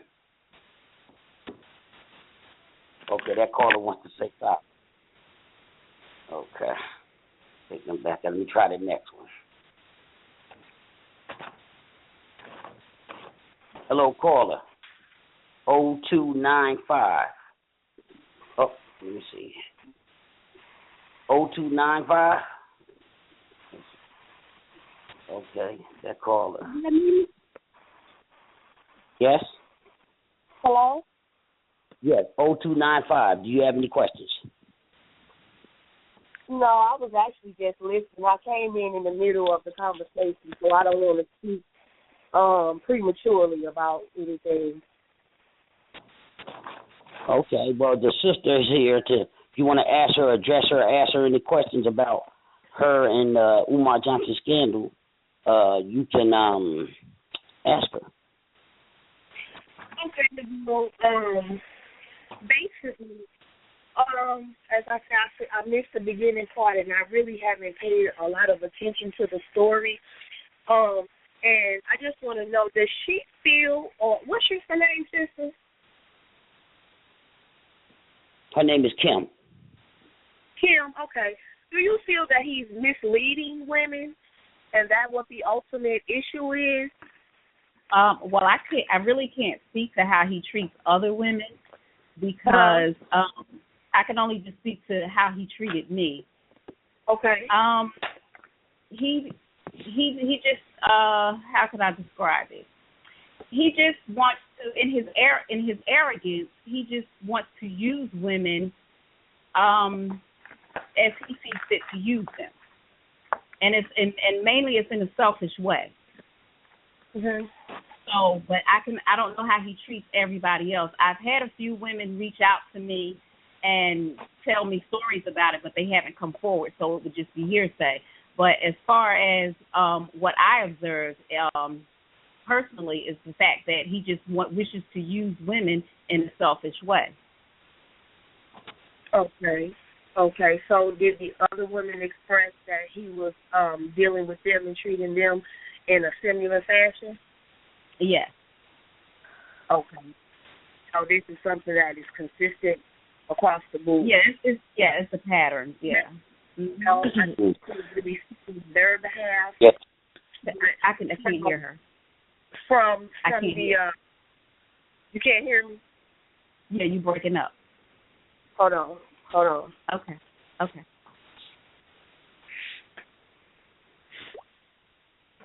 Can you hear me better now? Yes. Mm-hmm. Okay. Because I did watch one of the compilations that were put together with the text messages and things like that. Mm-hmm. And from what I was reading, it seemed like each text or communication that he was sending out was basically saying, I want to make love, I want some ass, meet me at the hotel each time. Mm-hmm. Mm-hmm. So, as women, when we see that type of pattern going on with men, we have to then take it on that it's our decision to continue to deal with that man on that level. Right, but here's the thing in the text message. The thing is, we didn't, from the time that I met him last year, then this year. So for the 5 months that we've been in this relationship or dating, however you want to define it, we've only been together, and this was because of me. I've only been intimate with him 3 times out of the whole 5 months. And the reason for that is I was not impressed with his treatment of me, so I was turned off from him intimately, so that is the reason why it's only been 3 times. Now, if you go by his text messages, had I given in every time he asked, it would have been way more than 3 times. But I chose not to because I wasn't impressed with his treatment of me. So that's the reason why I limited our intimate interactions. And on another, he did not end this. Had I just went along with the program, we would still be dating right now, and nobody would be the wiser. Okay. This was not something he was ready to let go at the time. Whatever you want to define it as, he was not ready to let it go. So it was my decision that this is not something for me, and it's not just because of the way he treated me. It was because I recognized that he was a fraud.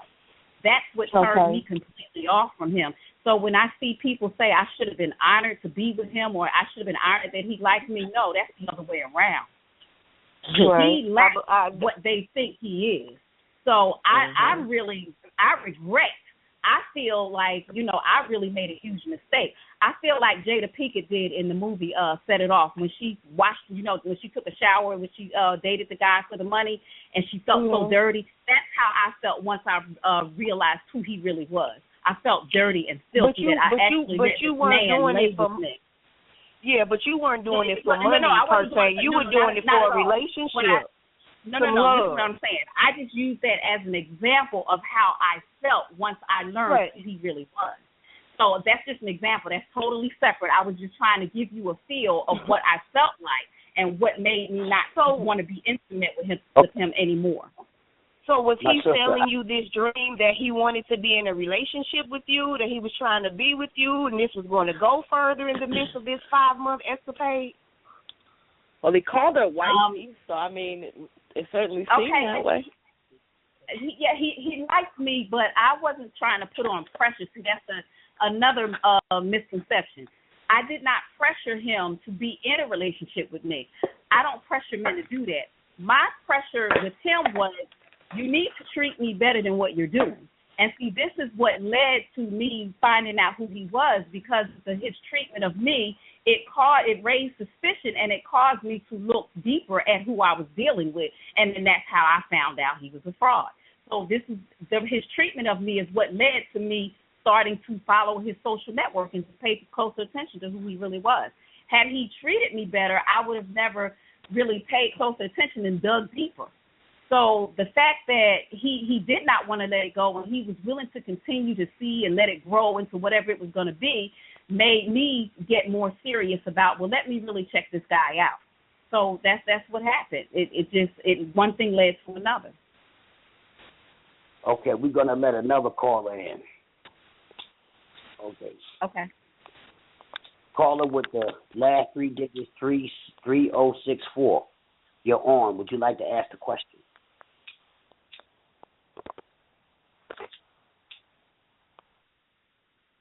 Oh, they jumped out. 3064.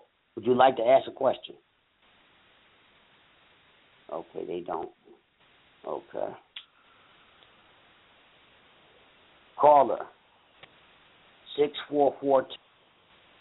Would like to ask a question? Hello. Hi. Yes. Hi, this is Pat down in Houston. I really don't have a question. And I actually just became friends with Kim by accident on Facebook today. Oh, anyway, wow. My whole problem is not the fact that they were together at all. My whole issues is with Dr. Umar himself, based on the lie, because it comes back to the transparency issue that if you're going to lie about something so small, what else is he hiding? So that's my whole thing. And when I know I've actually visited the school in Dallas, Fort Worth, and there's actually kids in the seat, I don't understand why we're not donating there. With $250,000, he could have built a school. So that's my whole issue. I don't have any questions for Kim.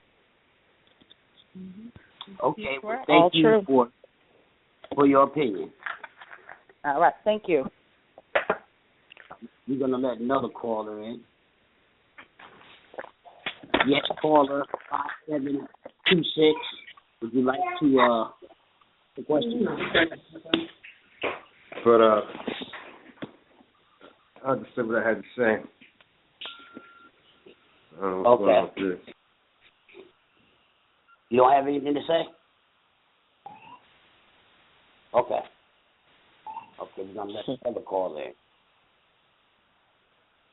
Caller 7111. Last four digits. Do you have anything to say? Hello? 7111. Last four digits. Do you have a question? Okay, that caller don't want to say nothing. I think people were calling in to be negative or think it was going to be some drama, but the show has been so smooth and elegant and professional, they stopped in their tracks. Oh, okay. Well, that's what we do at Wake Up African People. We neutralize the bull. Now, let's uplift the minds to think. Let's let this next caller with the 1325. You're on air. Do you have a question? I guess not. Okay, Kim, you're doing better now. Okay, caller 2510. Do you have a question? No? Okay. Boy, let's go with this one. Caller 1736. Do you have a question? No? Okay. Yeah, we are. I think we done shut that stuff down. Right, the revelation of the past history and pattern. Caller 0022. Do you have a question? Nope. Okay, that one's gone. Let's try this one. Okay. Caller 0022. Do you have a question? Nope. Let's try this one. Caller, do you have a question? Okay. All right. That one don't either. Let's try this one. It's a whole bunch. Oh. Caller 205. Do you have a question?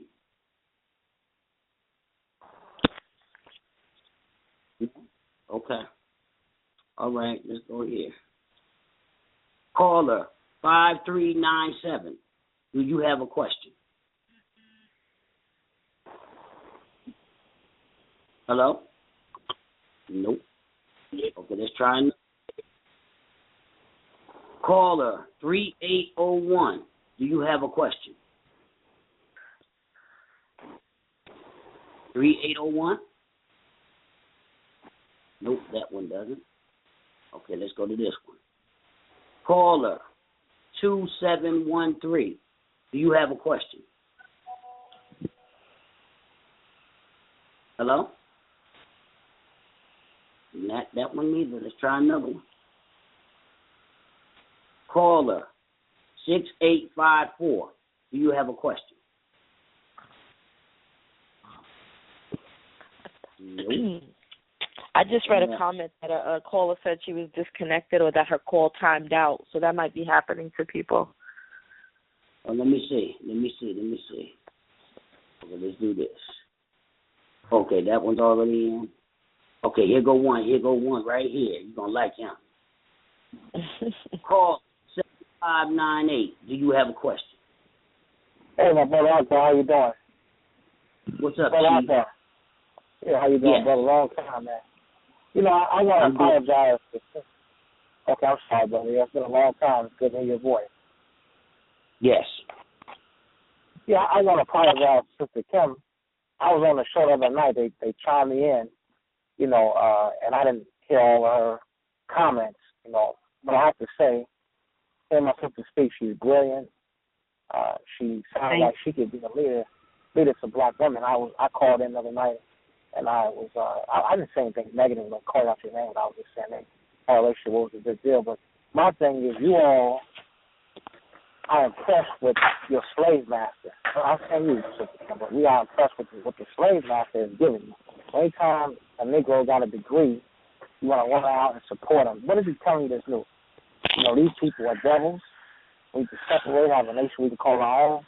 That should be the agenda. So you run out because somebody got a PhD and you want to hear him speak. All of us who are black men who grew up in this system understand how unfair, how unjust, how the system castrates young black boys.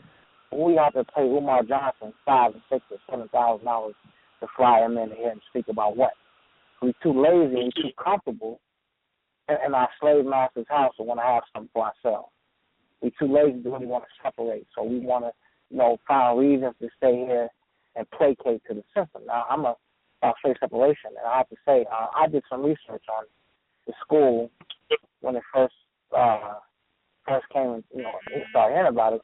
I called up and talked with the realtor, and he said he never even heard of Umar Johnson. He wished he would put in a bid. He said he won a bid and had a contract out, and all those things were, you know, very false. And I came to Atlanta from Chicago in 97 with a lady named Dr. Florence Hicks Alexander, who had the Ebon Preparatory Academy. And she paid for the school in cash. They can only keep the school open a year and a half. So right there in Philadelphia, Germantown High School closed down, several schools closed down. Why couldn't he take the money and buy one of those? The man doesn't have a nursery school, but you all went around supporting him. And I just have to say, you know, that's a travesty. You know, and I just become with your articulation. I got to, you know, hold you accountable because you're a strong sister, and we need you out here to talk to black women who are out there on that path of, you know, out there. I lived in Atlanta, and every time you throw a rock in the air, it hits a stripper, and you see what they're going through. So you can be a leader yourself, and you can, you know, begin to, you know, go out and start a group. You know, we had a day called Mansa Musa Day, honoring black women. You know, and so we need to start holding black women accountable. You know, to start, you know, one not falling for, you know, every, you know, our brothers slick talking and got game, but to start making them be accountable, make them commit to you. They're not talking about marriage. They're not talking about marrying you. You shouldn't lay down with them. They're not saying, I want you to be my wife. I want you to be my queen. There's no commitment. And then, you know, you are, you know, you going ahead and laying down. We got to stop that behavior, sister, because you control it. A woman looks at a man and knows the very first time she sees him in many cases, well, now she's going to let him get intimate with her or not. But you control the whole situation. So you can start demanding, okay, brother, if you're not going to marry me, you know, let's talk about it. That's why it's important to get back to our African traditions, because if I were your brother or your father, he got to come to the table with something. What do you want from my daughter? What are you going to do for my daughter before we get in a relationship? What he takes you Chief, let me slow you down here, bro. Let me tell you this. The brothers in this culture today, they are pushing this stuff for our women to go out there and be video vixens and all this type of stuff, going into bars, throwing the money at them. The sisters ain't got no gun to their head. And if you is a weak man that let the woman control you with her sexuality like Samson and Delilah, then you a fool. You got all these stories out here where you see that a woman's sexuality, if you like women, is something that very, very strong pull for a man. But you can overcome it. You know, we can't keep on saying we weak and the woman is strong. That's some that damn white supremacist shit. It's supposed to be the other way around. Both of us supposed to be strong, but the man's supposed to be the strong protector.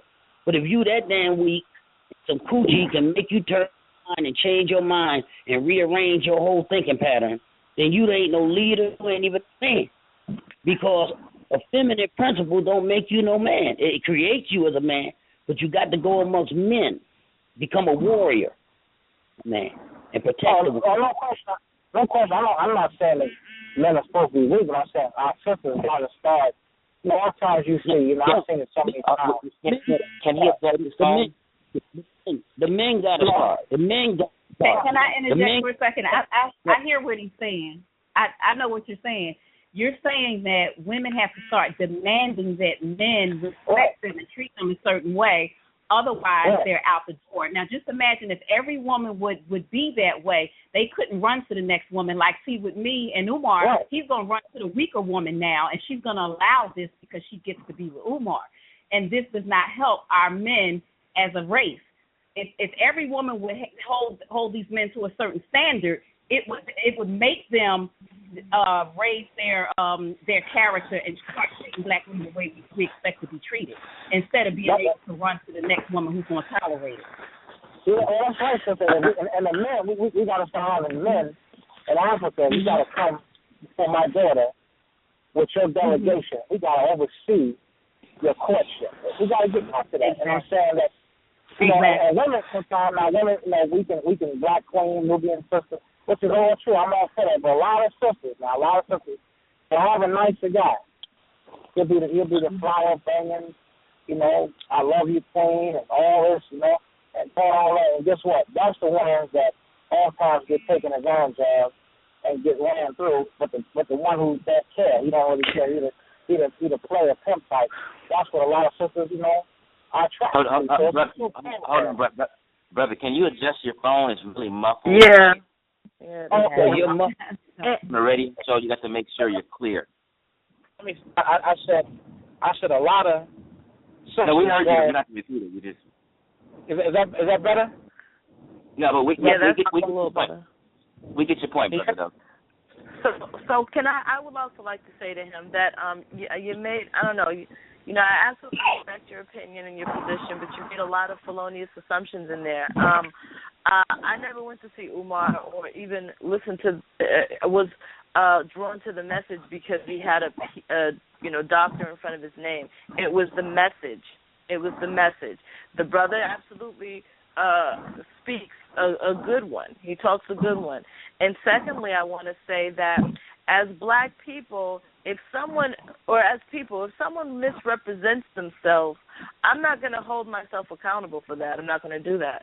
Me, I'm 40 years old. If I tell you who I am, you can, trust that that's who I am. And it's unfortunate that we deceive and we're deceitful with each other, and that, it is true that a stricter or more stringent screening process should be put in place, but to hold one person accountable for the other is to me no. You don't do that. Men have to be held accountable. Men have to hold men accountable. Women, we hold ourselves accountable. I'm not going to hold myself accountable for someone who tricked me. No, I'm not going to do that.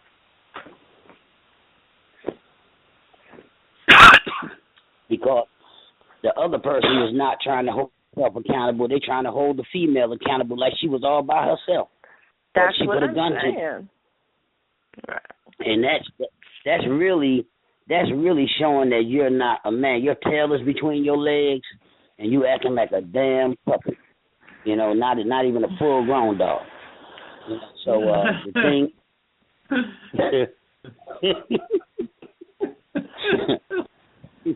The thing is we got to clean this thing up. Y'all need to start talking to the elders in the community.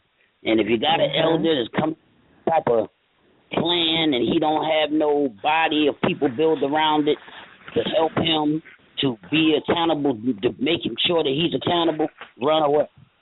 Because these are somebody.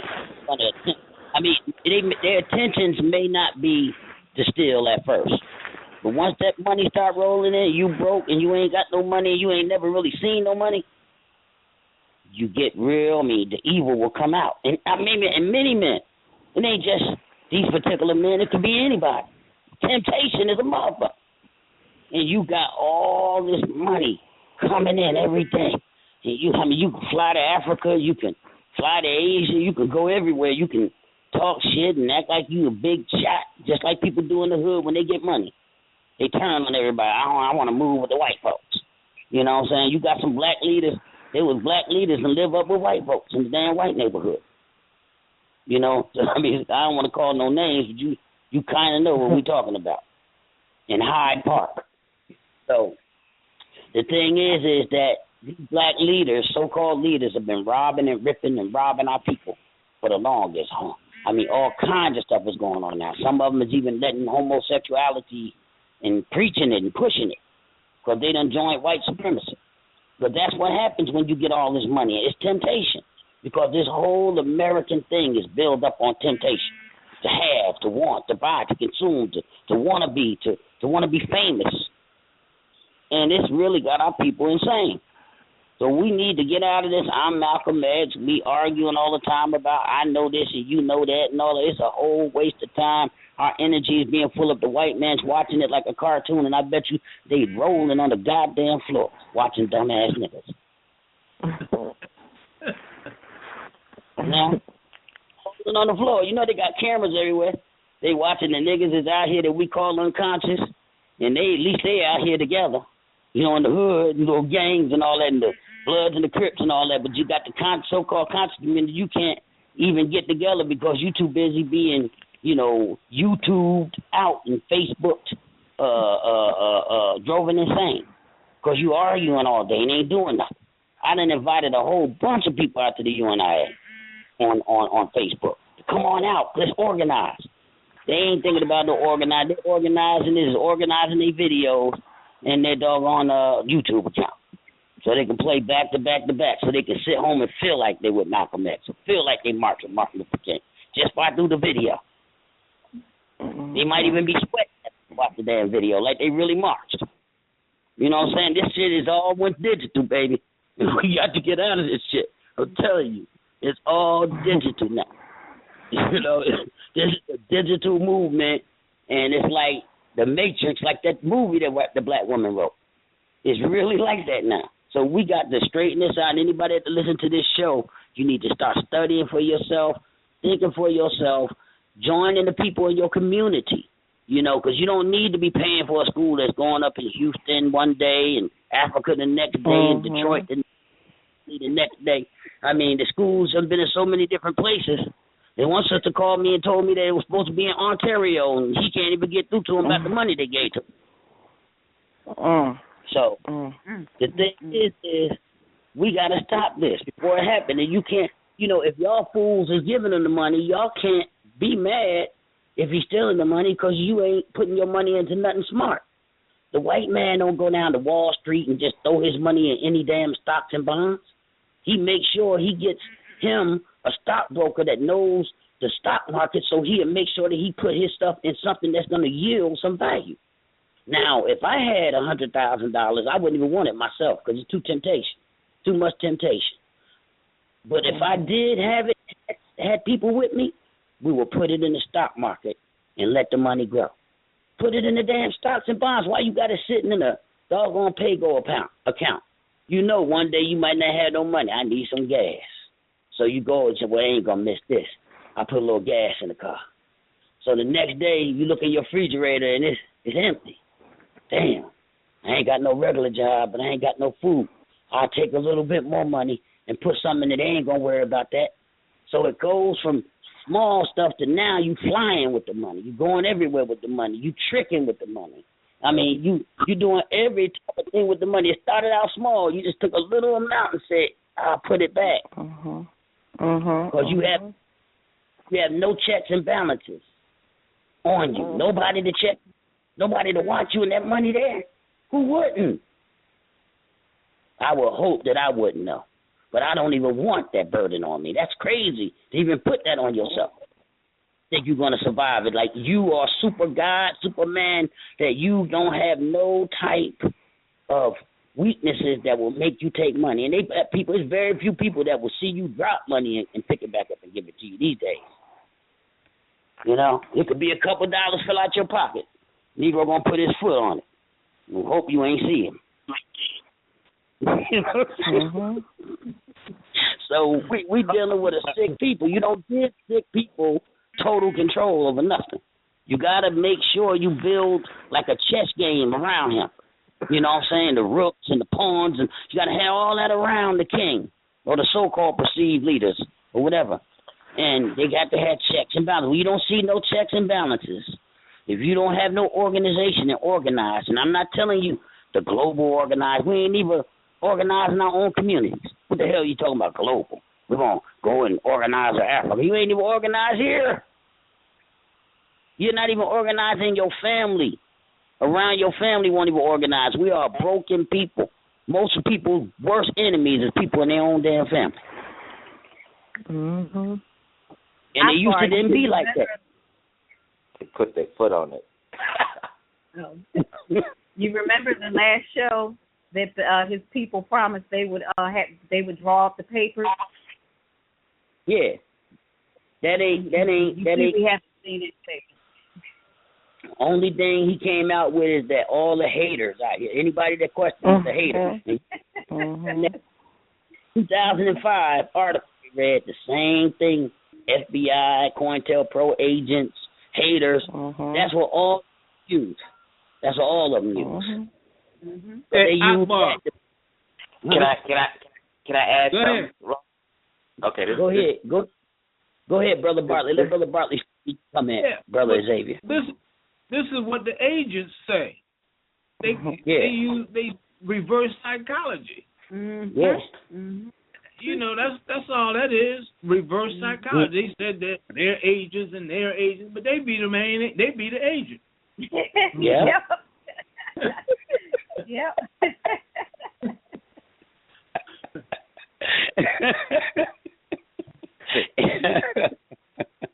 And most of them are agents by default. The white man ain't even paying them. You know what I'm saying? Because they know it will successfully deflect from what they're doing. That's why they use it. They know it's going to work. Well, I tell you this. We done went past our 2 hours. And, okay. Anybody else got something to say? We can go ahead to the show cut off. Just go ahead and say it. Brother Xavier. Okay, yeah, real quick. This Chief X, and I just wanted to add a little something, too. Also, now that he sees a little heat and a little, we want some questions and stuff, he's making posts talking about he's going to put the lawsuits on people and trying to use a bully move to hush people up and leave him alone. You know what I mean? Putting lawsuits on people, and, that's just doesn't sound too right to me. When we just want some questions answered. Yeah, I gotta say this real quick. Can I say this right now? For the show goes on? You gotta straighten your phone. You sound all muffled. Oh, okay. Can you hear me better now? Hear me now? Are you on speaker? No, I got my Bluetooth. Let me try it. I'm off that Bluetooth. Can you hear me now, Umar? Hello? Take your Bluetooth. Take your Bluetooth off. I was just saying, he got into it with irritated Jimmy, and we got into an irritated Jimmy, they talked about child molestation. Irritated Jenny said that child molestation should be killed. And I agree with him. And Umar had this opinion, like, don't you know that my master has validated me and your opinion is asinine? He was real disrespectful. And he took up for, like saying they should be killed, and he knows he's got a degree. And what is, our oppressors, psychology or sociology done for us? So I'm just saying, wake up. And I want to urge Sister Kim, put some kind of group together, like we have the Queens of Africa. And I'll be speaking July 11th in Atlanta. I'm doing a gang summit. I'm the national spokesman for the Vice Lords. And something like that, working with these young teens to urge them to do better for themselves is what we need.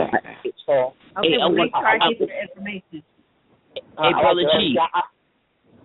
Brother Chief, I'm going to charge you for that advertisement. No, I got you, brother. I got you. That's not Chief X. You might want to call him a different name. I'm going to charge with the Bloods, the Vice Lords, Disciples, all these so-called street organizations. We need. Hey, I'm going to tell you, I want my cut. you get it? Ain't no cut for this one. I run straight for the community. We're doing it. I'm in Chicago now, working with the young people. That's what we need our sisters to work with these young girls. We got a few minutes, brother. Let somebody else come in. All right. It's a me on Facebook that says that there is no better nation than a donation. Yeah, I saw that.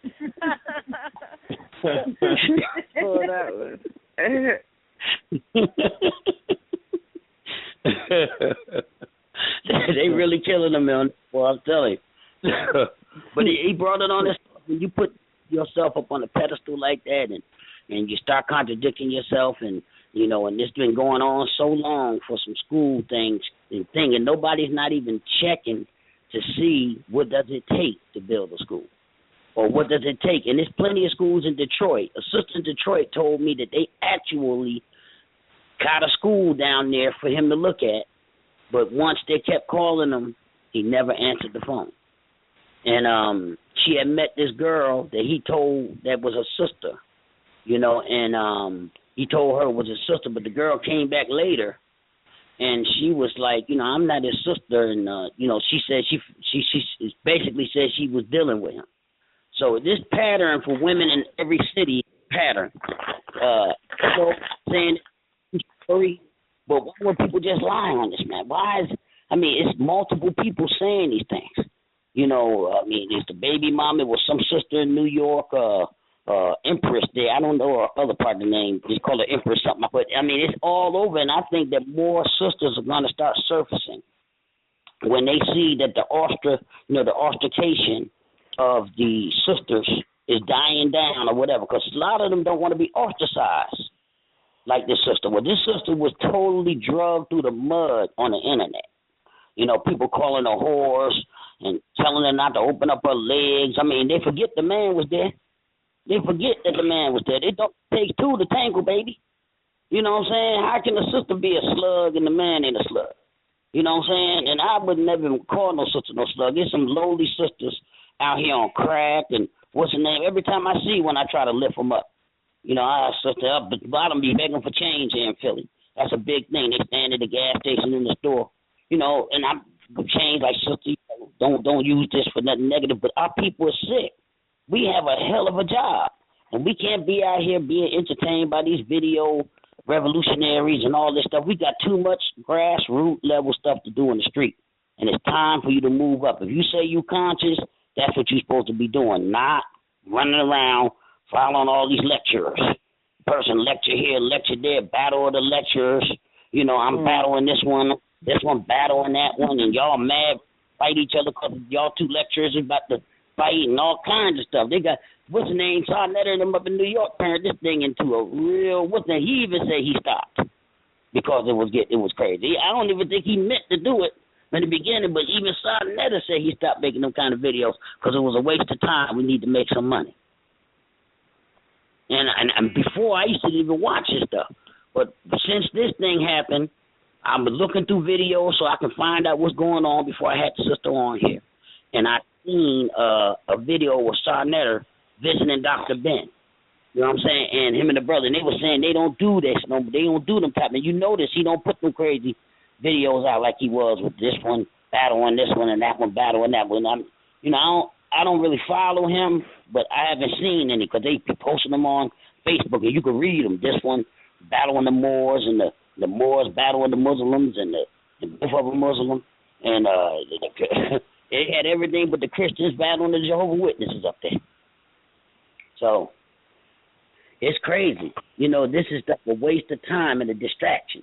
And the white man is looking at you, and he is laughing. The world is laughing at you, not just the white man. The Asian man, everybody is laughing at you, coming in your community, owning your stores because you can get yourself together and realize that you got to own the shit in your community so you can have power. That's power when you economically control the things in your community and your money stays in your community and you spend it within the community and let it stay in there at least 12 times, maybe 15 these days. That's when you start controlling shit.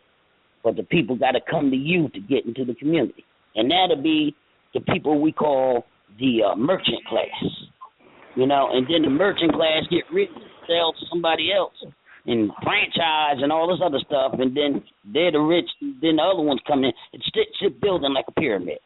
Or if you want to repatriate and get out of this country or go somewhere else, the earth is spacious. You can go anywhere you want and be a citizen almost.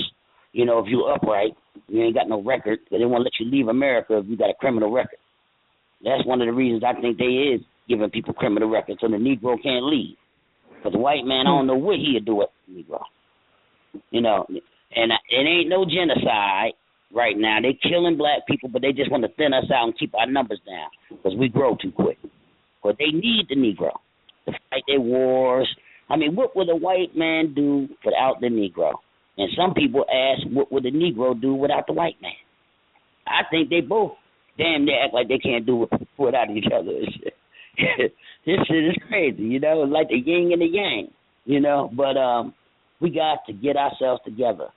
And the Truth Doctor is getting tired right now. Anybody else have anything to say? I just want to thank all my supporters. You guys, you called me courageous, but I really couldn't continue this without the support of you guys. I really, really appreciate all of the support. It really gives me strength. So thank you guys so much for your support. Yeah. You're welcome. And you're welcome, sister. And we stuck behind me. My queen encouraged me to stick me. You know what I'm saying? Because you are a very beautiful lady, and most queens ain't the only one you speaking to. Then they say you're a dad. Right. See, we need more queens like your queen. She's secure in who she is and what you guys have together. We need more of that. So that's one thing. I commend your queen. I got a strong queen. I became almost like your big brother, advising you. Yes, you have.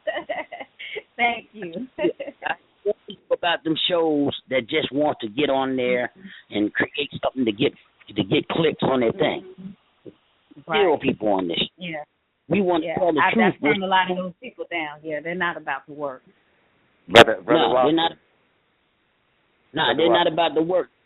What they want to do, all you got to do is go to work in front of one of these video jokers, and they run away every time because they don't want to work. They think. Brother Haruak. Yes, go ahead. And one more important thing I wanted to add that people never really took out. I had made a post, and I explained that every single great leader or master teacher was married and had a good black woman by his side. And I asked everybody to name me one master teacher or great leader who wasn't married. Nobody could think of one. Dr. Umar Johnson is not married. It said something when you got a host of women all around you, qualified women ready, and good women for years, 5, 6, 7, 8, 9, 10 years all around you, and you haven't chose one. That means if you get married, then that woman is going to get a look into your soul and into what you're really about. So you may not want to get married because you got to hide what you really deeply about. It makes no sense. I've been looking for a queen, and I found one. You know what I'm saying? You can't be talking about you want to get married for 5 years and you still not married. That's a red flag to me. With all these fine sisters, intelligent sisters, teachers, and lawyers all around you, and you ain't snatched up one yet, that's telling me you just talking about it. You just want to run around here and play and womanize and fly around town. You're not really looking to get married. Marcus Garvey was about family, and we're talking about, you know what I mean, the man, woman, and child, the Trinity, the holiness, the holy family. If you're about the holy family, we have to see it. You can't run around here just single, talking about you want to get married, and you're not getting married. He's the only so-called, what we say now, leader who anybody can think of that is not married. Well, Sister Kim is qualified to be married. There's nothing to matter with Sister Kim. He's supposed to uplift her. If you don't want her to be a dancer or whatever you perceive her to be, then you uplift her, because if you was good enough to think that you was going to lay down with her, then you should be good enough to marry her. You know, why would you lay down with something you don't want to marry anyway? And be a responsible leader. Being that these people that's around him not really conscious, you know what I'm saying, they think it's okay, but that same behavior that they was doing before they decided they was conscious. You know what I'm saying? Because consciousness is more than reading a couple of books. It's got to be all the way into your mind, body, and soul. You know, the elder used to told me that you can get into Marcus Garvey, but it ain't nothing like it when Marcus Garvey gets into you, into your soul, to your mind, into your psyche, and you start acting like him. You start wanting to push these things that he pushed, because that was our real leaders. Our leaders wasn't like these talkers and stuff. You know, and I know Malcolm built stuff, but I think Malcolm was like one of the first biggest, him and King, talkers out there. Just talked, and people started, not saying that they didn't do anything, but people got hung up on the talking, you know, and listening to the old leaders. I was so long in between them, and now we ain't had no real leaders out here, just pimps, that people forgot what leaders are supposed to be doing. I mean, representatives of the race. Well, like I said, we don't need leaders like we got now. I'm talking about a leader that the people themselves to represent them, and he's not supreme. He can't do nothing unless the people vote on it together. Just like you vote in America, which, you know, is a scam anyway. But I'm not trying to use that as a model, but you do vote, and it might not mean much. But in your community, you do. You know, if you can control the community in some type of way and put who you need to be in office and know that he can be put out, he don't do what you want to do, that's control of your community. Through a representative. So that's the way we got to go, because you can't trust no one individual. Sometimes you can't trust 2 or 3 or 4 together. Sometimes they'll get together and make a pact, because we are sick in America, and we got to get well, and we got to do this thing right if you really want to achieve the freedom that you claim that you want. And anybody else, I'm just going to be the last person. Okay. Anything to say? Well, let me just paint a picture off what Chief X just said about how he's been around all these eligible, valuable queens for so many years, and he hasn't chose one. So let me just paint it in a picture where people might be able to see it a little better. That's just like a man coming into a strip club. All these beautiful sisters in the strip club, dancing, looking beautiful, and he can't find one to dance for him. People would look at him crazy. You gotta like one. So it's the same thing. It would go, something is wrong with that person. Something is not right here.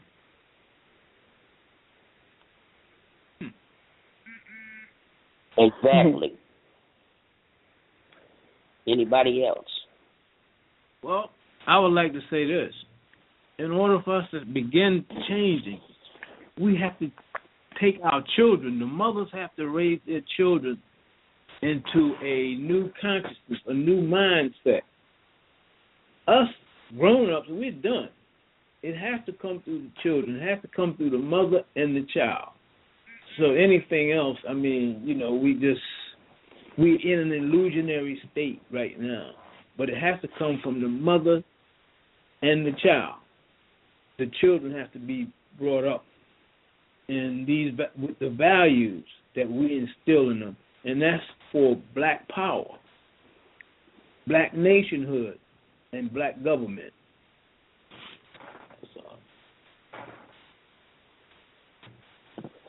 Yes, yes, yes. And we're about to chime out, and this is the Truth Doctor. And I want to thank everybody that came on the show tonight and expressed what they know is true. And nobody can dispute it. I dare anybody to come and dispute what we said. It's not true tonight. I dare anybody to come and challenge what we said tonight on this radio show, about what our people are supposed to be doing. Because if you can't come and you that crazy, I'm going to call the paddy wagon to come 302 your behind. Because you done really lost your mind inside this video world. Wake up, our people. This has been another episode of Wake Up African People. Good night.